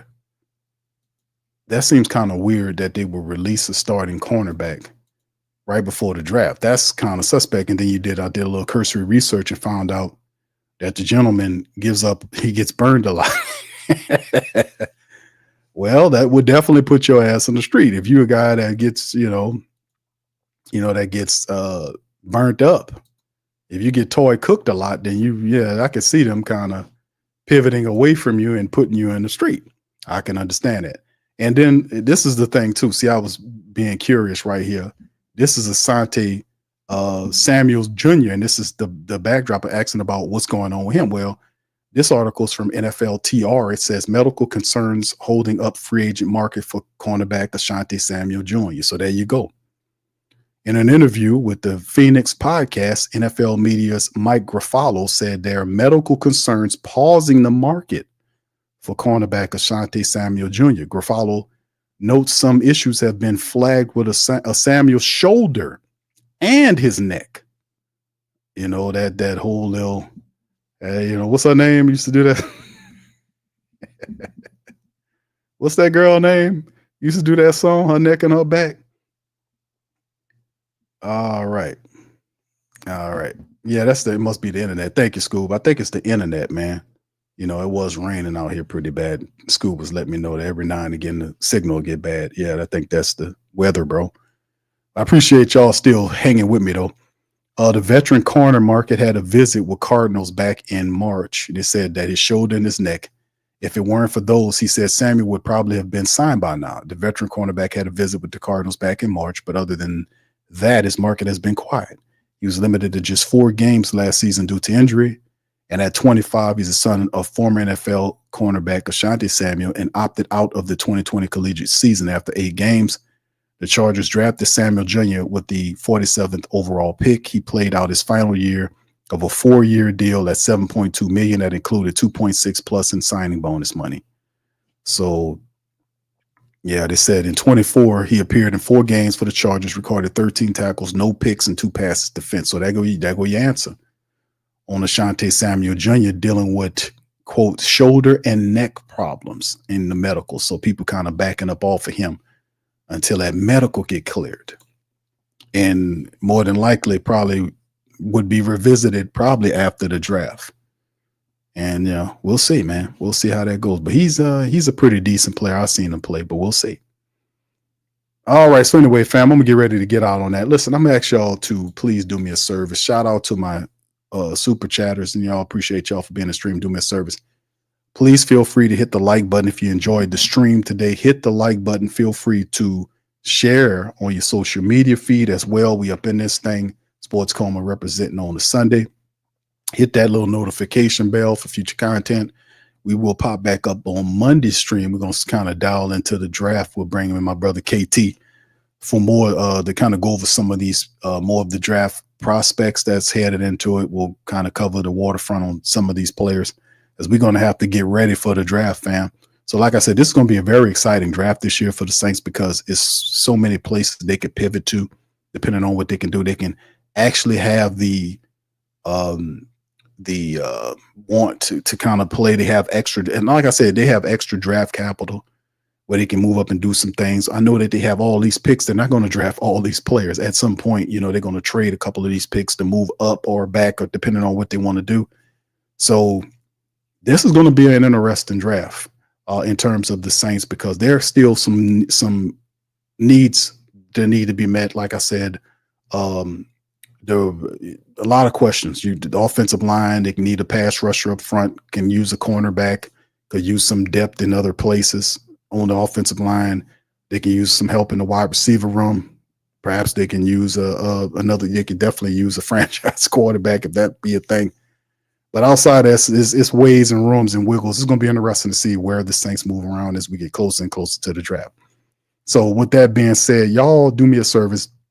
Like I said, hit the like button, hit the subscribe button, and the notification bell. Also, feel free to check out our sponsors, Mint Mobile. Links in the description section below. If you want to save money on your phone service, Mint Mobile can help you. The link is there. You'll get a deal, a discount on the link there for Mint Mobile. Also, Teach Henley, there's a deal that you can get for my brothers out there that want to get their skin looking good, get rid of that reptile skin so you can get chose on by the ladies. And if you are a man with a lady, then you will get definitely looked at and hugged on a little bit more. So you check out that Teach Henley. The link is in the description section, and Bet Online for the family members. So with that being said, I'm going to get out on that. I'm going to holler at y'all on our Monday stream. Much love, salute, and who that tell you. Yeah. Boogie like Benson, I'm a who that. I'm a who that. Long as I'm living, I'm a who that. Lose or winning, I'm a who that. Sports Coma, yeah, this is where we do that. Where we do that, where we do that, where we do that, where we do that, where we do that. Boogie like Benson, I'm a who that. I'm a who that. Sports Coma, this is where we do that. Where we do that. Welcome, welcome, welcome. Somebody please better help. Running this thing like elf. I thank God every day I'm not a felt. Go to YouTube Live with Big Q and the guys. If you ain't ride or die, the bandwagon get flipped. Been marching in, that was way for the ring. I was yelling out your chain for the championship. Fucking on town, duck down. Falcons pluck, get shut down. Panthers ain't much touchdown. The vision really belong to us now. So much hate on the Saints, you could probably tell. Ever since Bounty Gate hit the NFL, when things seem fishy, and you probably smell the crooked referees or Roger Goodell. Buggy like this, and I'm a who that. Every day I'm living, I'm a who that. Lose or winning, I'm a who that. It's the Sports Coma, this is where we do that. Where we do that, where we do that, where we do that, where we do that, where we do that. Boogie like Benson, I'm a who that. It's the Sports Coma, this is where we do that. You're listening to the Sports Coma with Big Q and the guys on the PRO Media Network.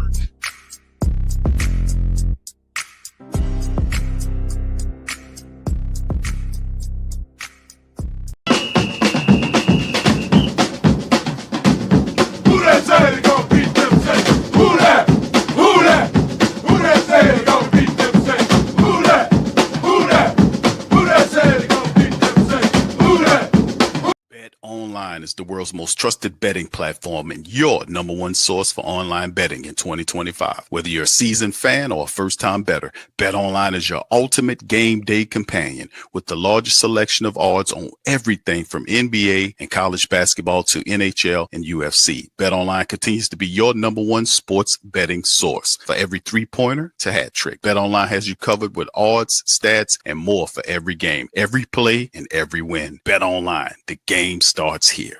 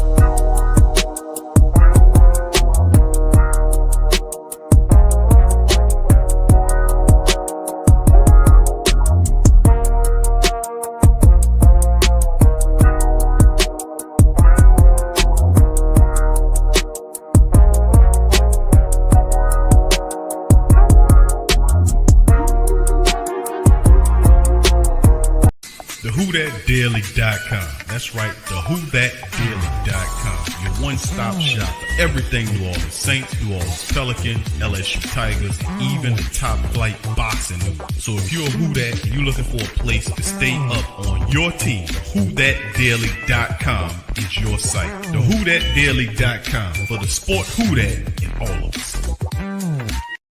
That's right, the Pro Shop is the platform store where you can go and buy all the latest merch to support the platform. Available at the Pro Shops, we have dozens of hundreds of products available for you and your family. Unisex tees for men and women, hoodies and sweatshirts, tank tops, kids and baby items, long sleeve tees, mugs, pillows, wall art, bath bedding, face masks, phone cases, stickers, bags, fanny packs, socks, hats, and many other items. Please feel free to check out the Pro Shops. The link is in the description section below. And remember, it helps the platform continue to grow. Check out the Pro Shop and Who Dat too.